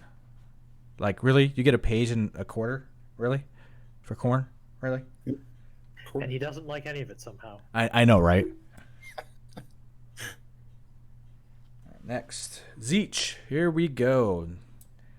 No asterisks whatsoever. These are not touched, Matt, right? These are just going to be Correct. This straight. is going to be in an FAQ that comes later. These are absolutely no asterisks the whole way through. This went to print before the book even launched, so they had no data to do a rebalance with. Wow. There's a good look. I'm going to go to the other side just so you see it, that people can get a good glance.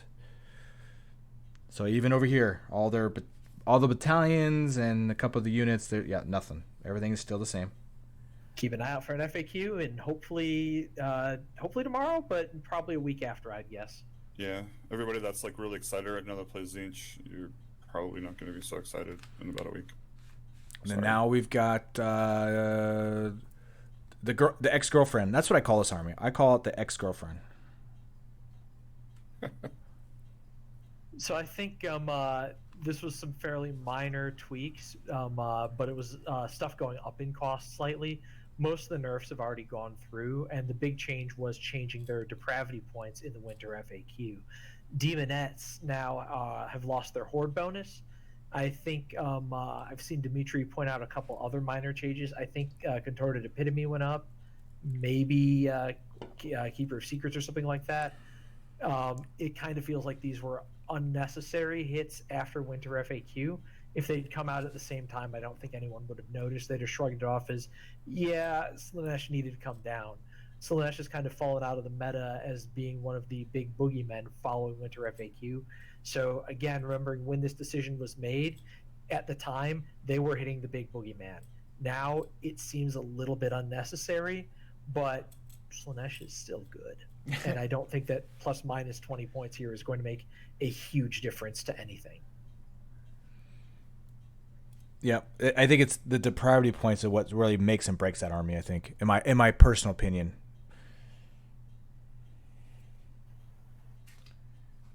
That and Locus of Diversion were definitely their two primary assets.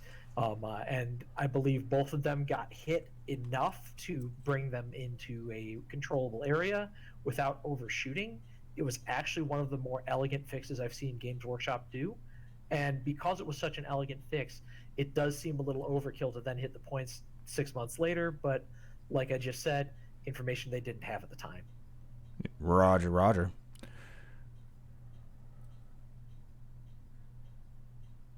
Legion of Asgore. Looks like no changes. Yeah, this is the Forge World Chaos Dwarf / Minotaur kind of army, if no one knows. It's a really cool army. We have a local guy in Houston here, Blake, that plays this. It's to me, it's a hit or miss army. When it hits hard. When it misses, it's gone. Doesn't this army have like a global like -1 missile attack or something? I don't remember the top of my head, unfortunately. There's some kind of it has some kind of weird like battle trait that's can't remember exactly what it is. But Is it you have to pay Forge World prices in order to buy the army? that's that too. So Hypno says they ignore 1 wound every combat and shooting per unit. That's right. Yeah, the first damage that they take in each of those 2 phases on each unit is negated. Thanks, man. Yeah, that's right. That's awesome. See, I love having people in chat kind of help us out here. Thank you so much. Yeah, I know I've played against the other Jeffs Chaos Dwarves a few times, and it's one of those things where I'm like, I know they shot at me, and I know that Anvil Cracker thing was a real problem. All right, so now we've got some Nurgle. So if I remember correctly, the big changes here are the Glotkin coming down 40 points, and Blight Lords, I think, or Blight Kings, that's what they're called. I think they came down 10 or 20 or something like that. Plague Bearers came down too. They're down 110 from 120, and then Horde discount went down to 300. So and then went down. And then Blight Kings, I think they've got a Horde discount now, right? I don't think they had one before, did they? I think they were 160 and 580. Okay. Where are they? What are they now? 140 and 500. Whoa, that's a huge decrease. Yeah, but then you're also spending money wise. That's like almost $60 for 5 dudes. Yeah. Which they are battle line in a Nurgle army now. Yeah. I wish I knew more than these because I know Nurgle needs some help. Oh, lots of help. And I know, I mean, Wrath of the Everchosen helped a bit, but yeah, I wish I knew more. I know Plague Bearers definitely went down. Yeah, they definitely went down too. What about the Great Unclean one? Well, and what's cool, if you guys haven't have read the Everchosen book, I've actually been reading it, and again, a lot of great stories and a lot of great fun facts, especially with OBR in there and Nagash and Everchosen. The whole story is amazing. So if you get a chance to read it, do it. Yeah, Great Unclean one dropped 20. Okay. Yeah, the other big thing to keep in mind for Nurgle is that this is an army that historically has good access to Disgustingly Resilient, and unfortunately, that's no longer going to stack with other Feel No Pain reductions, which have had several from Realm rules that are now more accessible. So there's kind of a soft nerf because of the Realm rules and that change to Feel No Pains only being rollable once per phase, or once per wound. Which will negatively affect Nurgle. Yep. Yeah.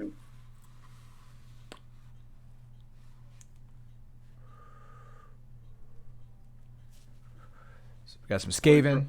What are Plague Drones at? Last thing, sorry. Plague Drone 190. They went up 10 points. They're 200. Or wait, they went down 10 points. I'm sorry. I'm kind of looking at this with the War Scroll Builder right now because I know War Scroll Builder is out at 8. All right, so we got a bunch of Skaven. We just get a good sense of it. So let me see if I can Plague Monks right. Oh, so let me do this. Oh, there's so much. All right, so I'm gonna try to make this even better. And here we go. So let's do this.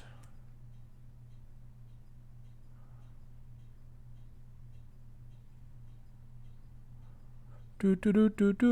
Gotta play some like elevator music while I do this.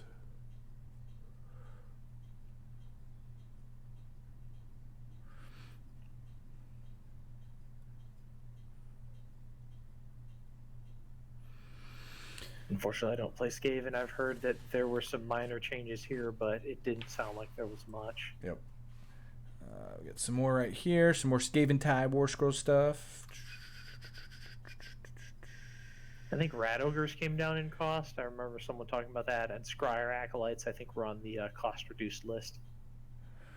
Slaves of Darkness. So I'm just going to kind of keep going. I know we're running out of time. We got some things people got to do. Yeah, Slaves of Darkness is also too new to get updates. Show you the other side.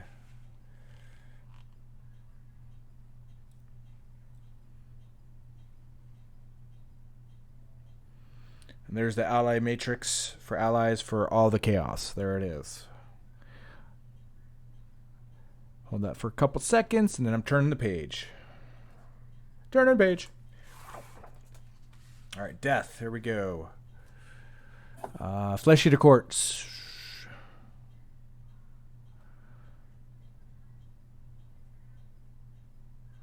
Like I said, we'll talk about it. If we see something that sticks out, we'll jump to it. I think the Archregent and Ghoul King on foot went up. It looks like Ghoul King on Terrorgeist, I think, may have also gone up. But I think that's about it. I think those are new changes that were not in the FAQ. They were minor tweaks, if I remember correctly. Though it was like 20 points here, 10 points there. Nothing mind blowing.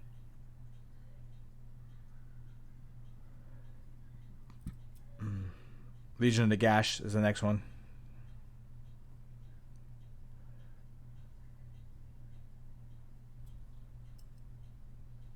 One guy asked, what was the effect changes? All right, so let's go back real quick. That way you can see it. You got the... So I'm just going to show the points, and then we'll just scroll quick. You got the Ghoul King and the Archregent's points changed. You got on the Terrorgeist, he points changed, and the Crypt Horror's points changed, it looks like. So Ghoul King and Archregent are the same. Abhorrent Ghoul King, what is he? Is the same. They have asterisks. So that may have been previous. I think the Chalice went up this time. I thought I'd heard that the Archregent went up this time, and it was not in Winter FAQ, but I could be wrong. I'm just looking at I'm looking at the War Scroll Builder. What do you call it? Went up 20 points. The Royal Terrorgeist. Gotcha. Went up to 440. And then their endless spells all changed. So, all right. Back to the Nagash. I just want to see, did Nagash get tweaked at all? I don't even know if he's on here. 880 points. Nope. But there's an asterisk, which is funny.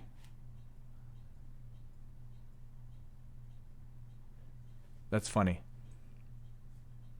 Or was he 888? Or was he just straight 880? I think he was 880. There are no singles digits in the points. Those are just for, I guess, old time's sake at this point. I've never seen something that's not full of 10. He was updated in OBR. Correct. That's right. That's true. That would have been since the last GHB. I hadn't thought about that. God, this is so horrible. I mean, I'm not trying to be negative, but man, this is rough. Well, it's kind of frustrating because, like, I mean, realistically, the reason that you buy this is so you have all the updated points. And, like, in a week from now or 2 weeks from now, they're going to change this again. So you're getting a book that's, like, for match play is good for 2 weeks, essentially. Well, with battle plans. Well, no, I'm just saying, like, this particular book itself just has points. Yeah. Like, I believe Black Coach came down 20 points, by the way. That's actually one I think I've heard. I think Lady Olinder was this time as well. No. Those were before. Yeah, don't remember. Sorry, don't play Night Haunt. Because if you look at OBR, nothing's changed. Yeah. So nothing has changed in OBR. And then there's your allies matrix. So Ace is saying hex rates went down.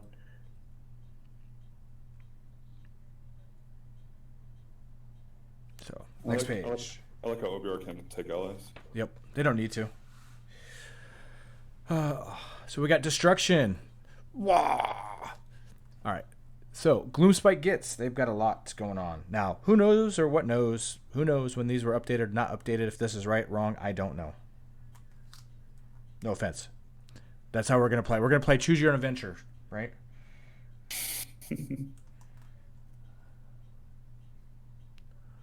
Yeah, sorry, I don't play Gits either, so I'm just along for the ride for a bit.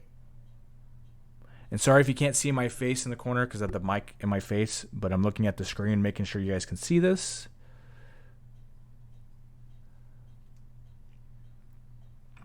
Trolls went down. I think the trolls were 160. Now these ones are 150, went down 10, and I think the Rock went down 20. I believe they were both 160 at one time.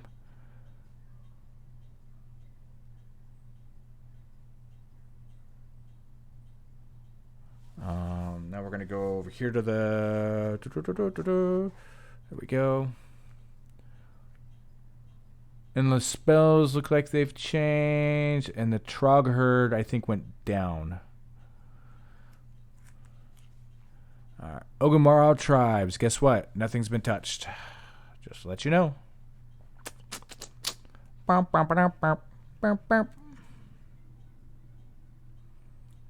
So. Yep, that's another newer book. Came out with OBR. Orc War Clans did not get touched. Keep an eye out for your FAQs. Where's Eli? Eli still in here?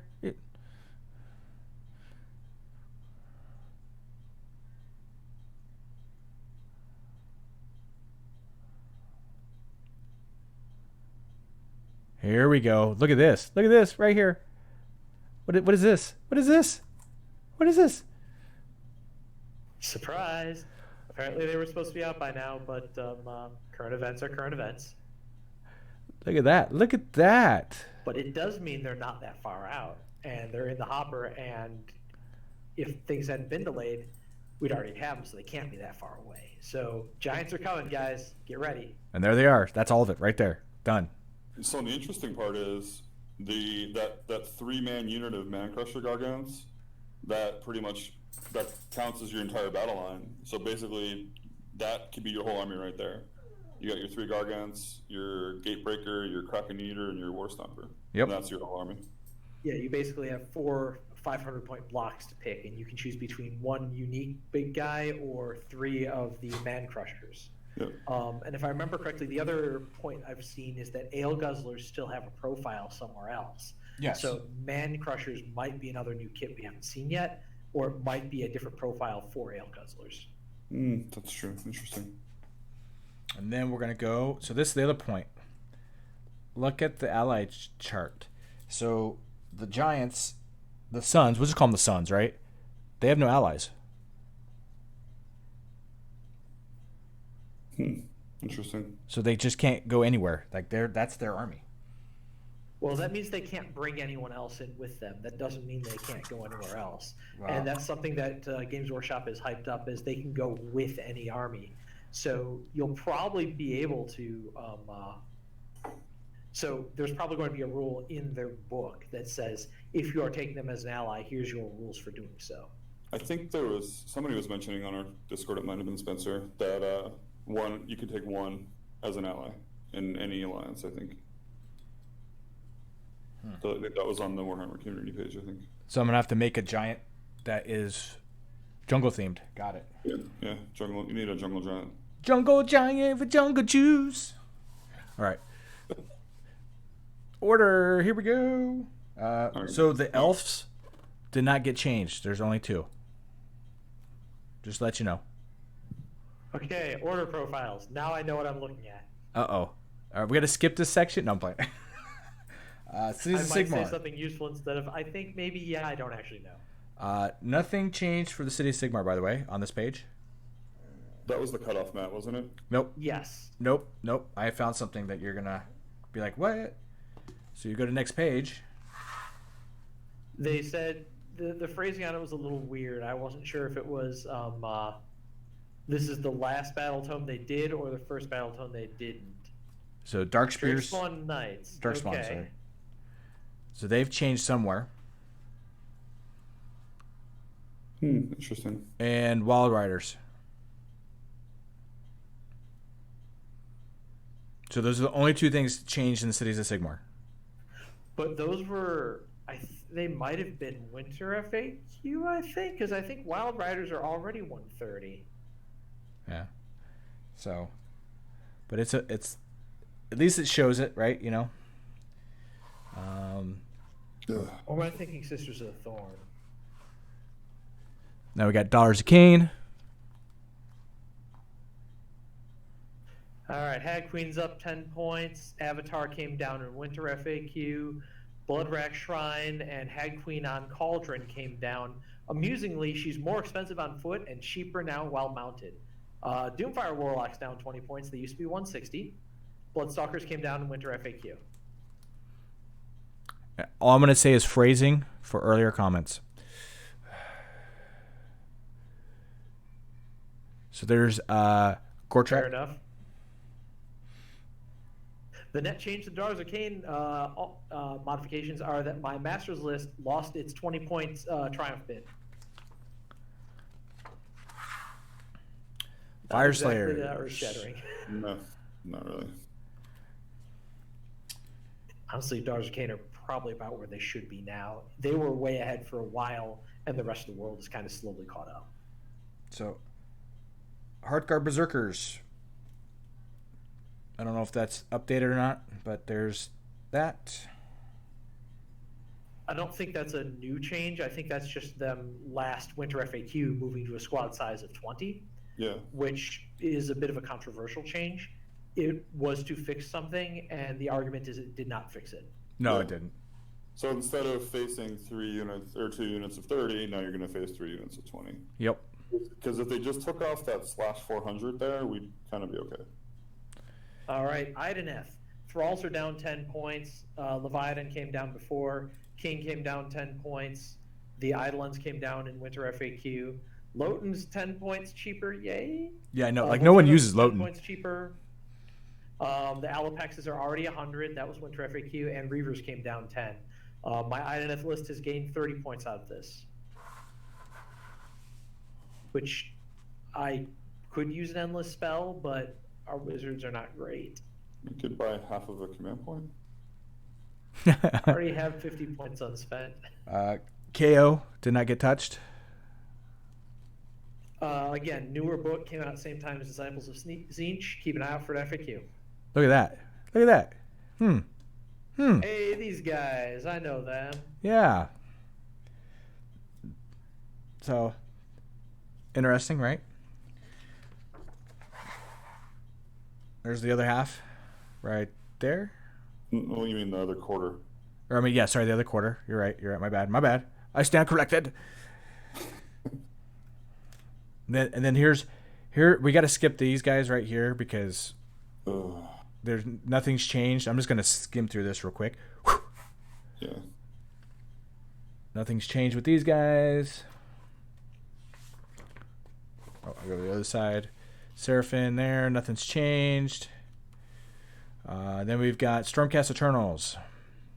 So tons of things are marked as changed here because a lot of changes happened in the Winter FAQ and then a lot more happened here. It's really hard for me to go point by point, but the gist of it is that almost everything came down 10 points to 20 points between here and Winter FAQ. Your army is about 10% cheaper than it was before. I know concussors came down by a decent amount. I think they might even be on the next page because it's Stormcast. This tome is huge.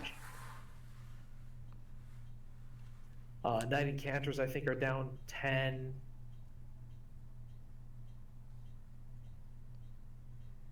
Unfortunately, the Drakesworn and the 2-star Drakes basically already came down. There's no new changes there. Aetherwings are only 40 points now. Castigators are only 70, I think it is. All of your Dracoths got cheaper. Vanguards got a little cheaper. Some of the, what's it called? Battalions shifted a little bit. I think most of the battalion changes are here. And I think there's even one of them that went up 10 points. But can't remember which one. Sylvaneth. There we go. All right, Tree Lords came down in Winter FAQ. Alariel dropped 60 points in Winter FAQ. Draika is 20 points cheaper, and that's new. Durthu came down Winter FAQ. Tree Lord Ancients Winter FAQ. All Kurnoth Hunters are 10 points cheaper. That is new. So our net change here is Draika down 20. Any types of Kurnoth Hunters down 10. And then there is your there's your alliance.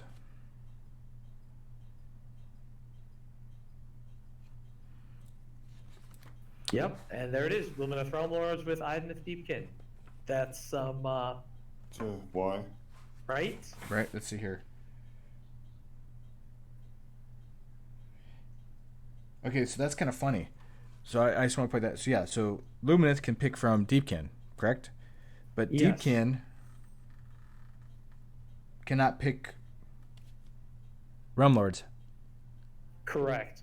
I think that the only faction that can actually take a deep or Realm Lords as an ally is Stormcast Eternals, who just straight say order. Yep. Good to know. Good to see. All right, next. Pitch Battle Profiles. Endless Spells, War Scrolls. Real quick. That's one page. The engine went down 10 points, by the way. This used to be 100. And Soulscream Bridge went up 20. I think it used to be 80. Yep. Yeah, it was 20. Man, that does not fit in my Lumineth list anymore. Unfortunate, because they have some big mobility problems outside of Speed of Hish and the Dawn Riders. Yeah, that hurts. That's a 20-point. So here's 4 hosts. They didn't change. Horse of Corruption, Rage, Arcane, Depraved. Then you've got your Forge World models. The big one I've heard about there is the Rogue Idol going up to the point where he is no longer an allyable unit, while he has Gloomspite get specific rules for him. But he can no longer be taken in a GSG army if it's 2,000 points, because he's over 400. Very weird. Okay. I think the Soul Feast Keeper of Secrets is now cheaper than an actual normal Keeper of Secrets. I want to say Keeper of Secrets is only 380. All right. And then we've got Legend, Pitch Battle Profiles. Oh, what? Two wow. Kings. Wow, that's crazy. Get ready for your high elf bolt throwers.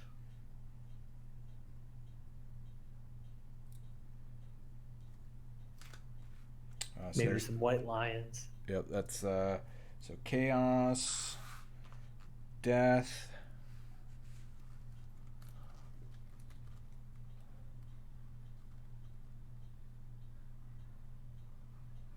Ooh, Screaming Skull catapults. That's old school. Yeah, it is. Huh. Wonder where they got the name for the paint. Ooh, shop day. It's weird that they keep these in here. Destruction. Doom Divers. Yay. Yeah, but look though. They brought them all back. Grots, freaking greenskins, war bosses. Pump wagons. Yep. Yes. Look at this. Battle line in a greenskins army, so it has not gone. The greenskins have not gone away. They're just legends now. That's all it is.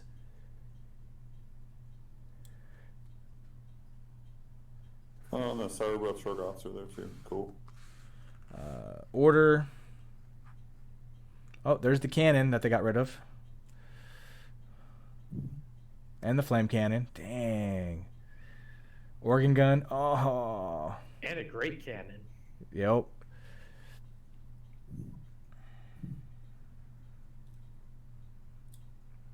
Just throwing away all those cannons.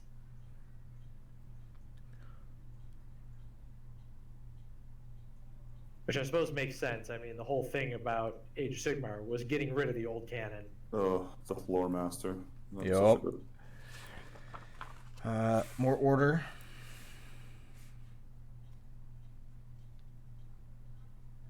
The Dark Pegasus model. Oh, I missed that.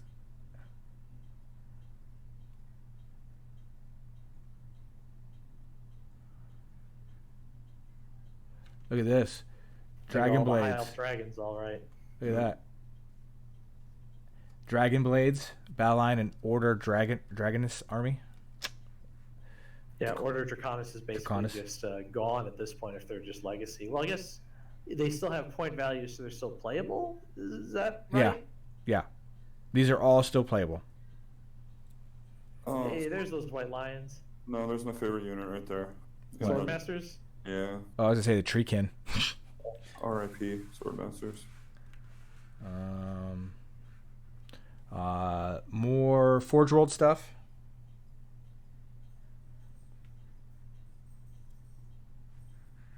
There we Yeah, go. it's warm out. It's still 320, baby. Sal the Faithless. He's still 200. And then that is it.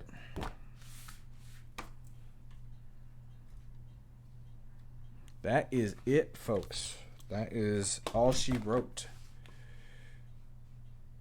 Bam. There we go. So. Quick thoughts, Matt? What do you think? Yep. I think that if there's one big thing to take away from this, it is that it is tempting to look through a video and say, all right, cool, I see what I needed to see. There's no substitute for having a general's handbook in hand, ready to reference during a game. Battle plans are in here, all of the rules for Anvil of Apotheosis, whatever form of the game you are playing, have your general's handbook on you. It is as important to have it with you at a game as the actual battle tome for your army itself. Everyone's going to need to have one of these. You're not going to be able to functionally play a game without it. Go to a local game store, pick one up. Don't try to work off of a transcript online or anything like that. Yeah. It's great to know what's in there before you buy it, but go ahead and buy it. Yep. I think one of my favorite parts of the book is going to be all the... I'm split in between two parts now. The narrative scene, campaigning scene, I kind of fold those together. The mechanics in the campaign and narrative scene is amazing. I think it's there's so much potential now to do something so much bigger than we could before with the tools we have now. So I'm excited for that. Getting with Jeff and a couple people, maybe we can get something going on that. The other part is the 4-man team tournament design. I'm actually excited about that because then I've played in one before. And it's so much fun because I enjoy playing with somebody else. I do not have a great memory. Okay, this is kind of a little bit of personal. It's like, say if I'm playing with Matt or Jeff, Matt is freaking amazing on his memory. Like he's got it. And then Jeff is just as good. He just has his brain farts like anybody else, right? You just heard me stumble through the entire death points changes, going, yeah, I actually don't remember that. Sorry. Well, Yeah, I mean. And to be fair, I'm no Matt. Let's be realistic. But yeah, but if I was playing with one of you two, or in a team tournament, or we formed our own 4-man team, with my memory issues, you guys would catch me, but I'm all there about beer and pretzels. I want to have a good time. And if I forget things, and like anybody else, you get discouraged and get upset and frustrated, right? But in a team tournament, when you have your team members that know what you're playing and know rules, it balances out because you might catch something your teammate didn't do, vice versa, and it's a lot more fun. And I've experienced that, and it's such a great time. And so I'm excited for the 4-man team tournament aspect out of this book, besides the narrative and the campaign.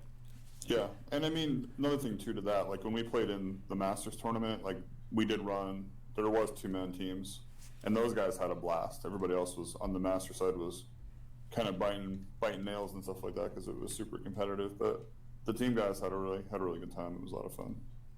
I like the idea of a metagame in choosing what your opponents are and what list you think you can beat, and trying to take the rock, paper, scissors away from being a dice roll and become a strategic decision that your team captain has to make. Agreed. Yeah, I think it has a lot of potential. I think it'd be some really cool stuff we can do with this. No, big time. So let's see what we got. So with that being said, I know there's people, we have to get things done, and some people have a schedule. Any last words on anything, Mr. Matt? I guess my closing comments would be, one, thank you very much for having me. It was a lot of fun, and I hope you you continue to have me on when you get new stuff so I can look at it early. Well, as far as the General's Handbook itself, like I said, Yep. Guys, go to your local game store, pick one up. They could use the support. You're going to need the book.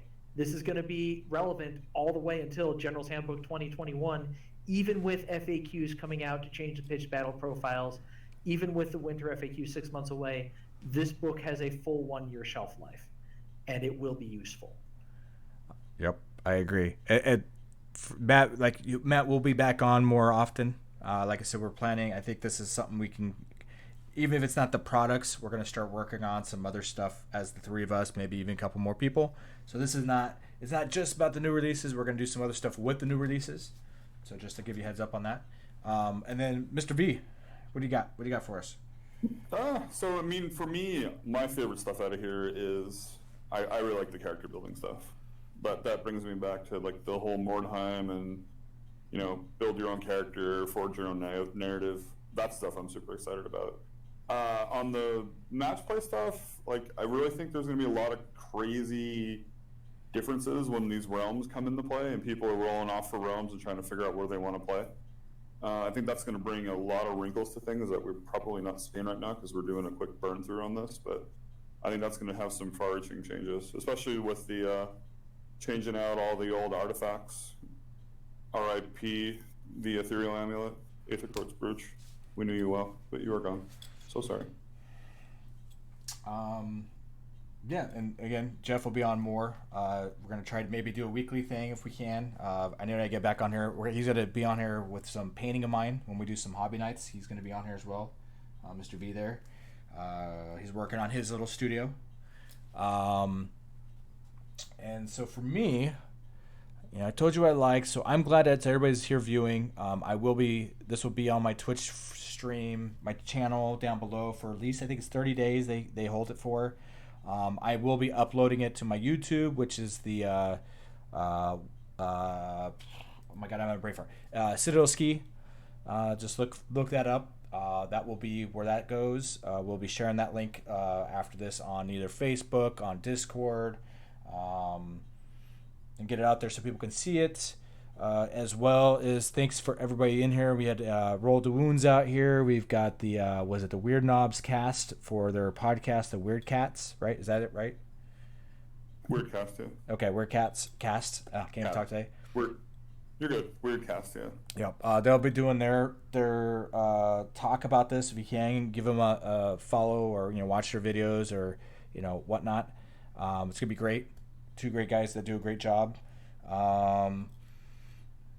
What else we got? What else we got going on? Everybody that's followed, thank you so much. It does help a lot, you guys following. If there's things you want to see, please. Oh my god, look at all that. All those subscriptions. Thank you for the subs, man. Thank you so much. Let's do this. Let's get some. I mean, I'm still working on icons. So if we get some, thank you. Whoever got subscriptions, please make sure you thank Nerf Awards, please. And give them a shout out for that. We are working on emotes, by the way, and some other things for the channel. We're kind of behind. But yes, thank you guys so much. Yeah, I don't know. I don't think I have anything else. I don't know. Just thank you. Any last questions from chat? Anything we glazed over too quick or we missed it? Anybody wants to take a look at it? Or? The news goes.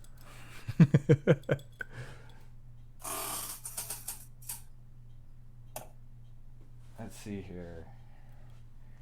Yeah, if there's anything in chat, please speak up now. Please.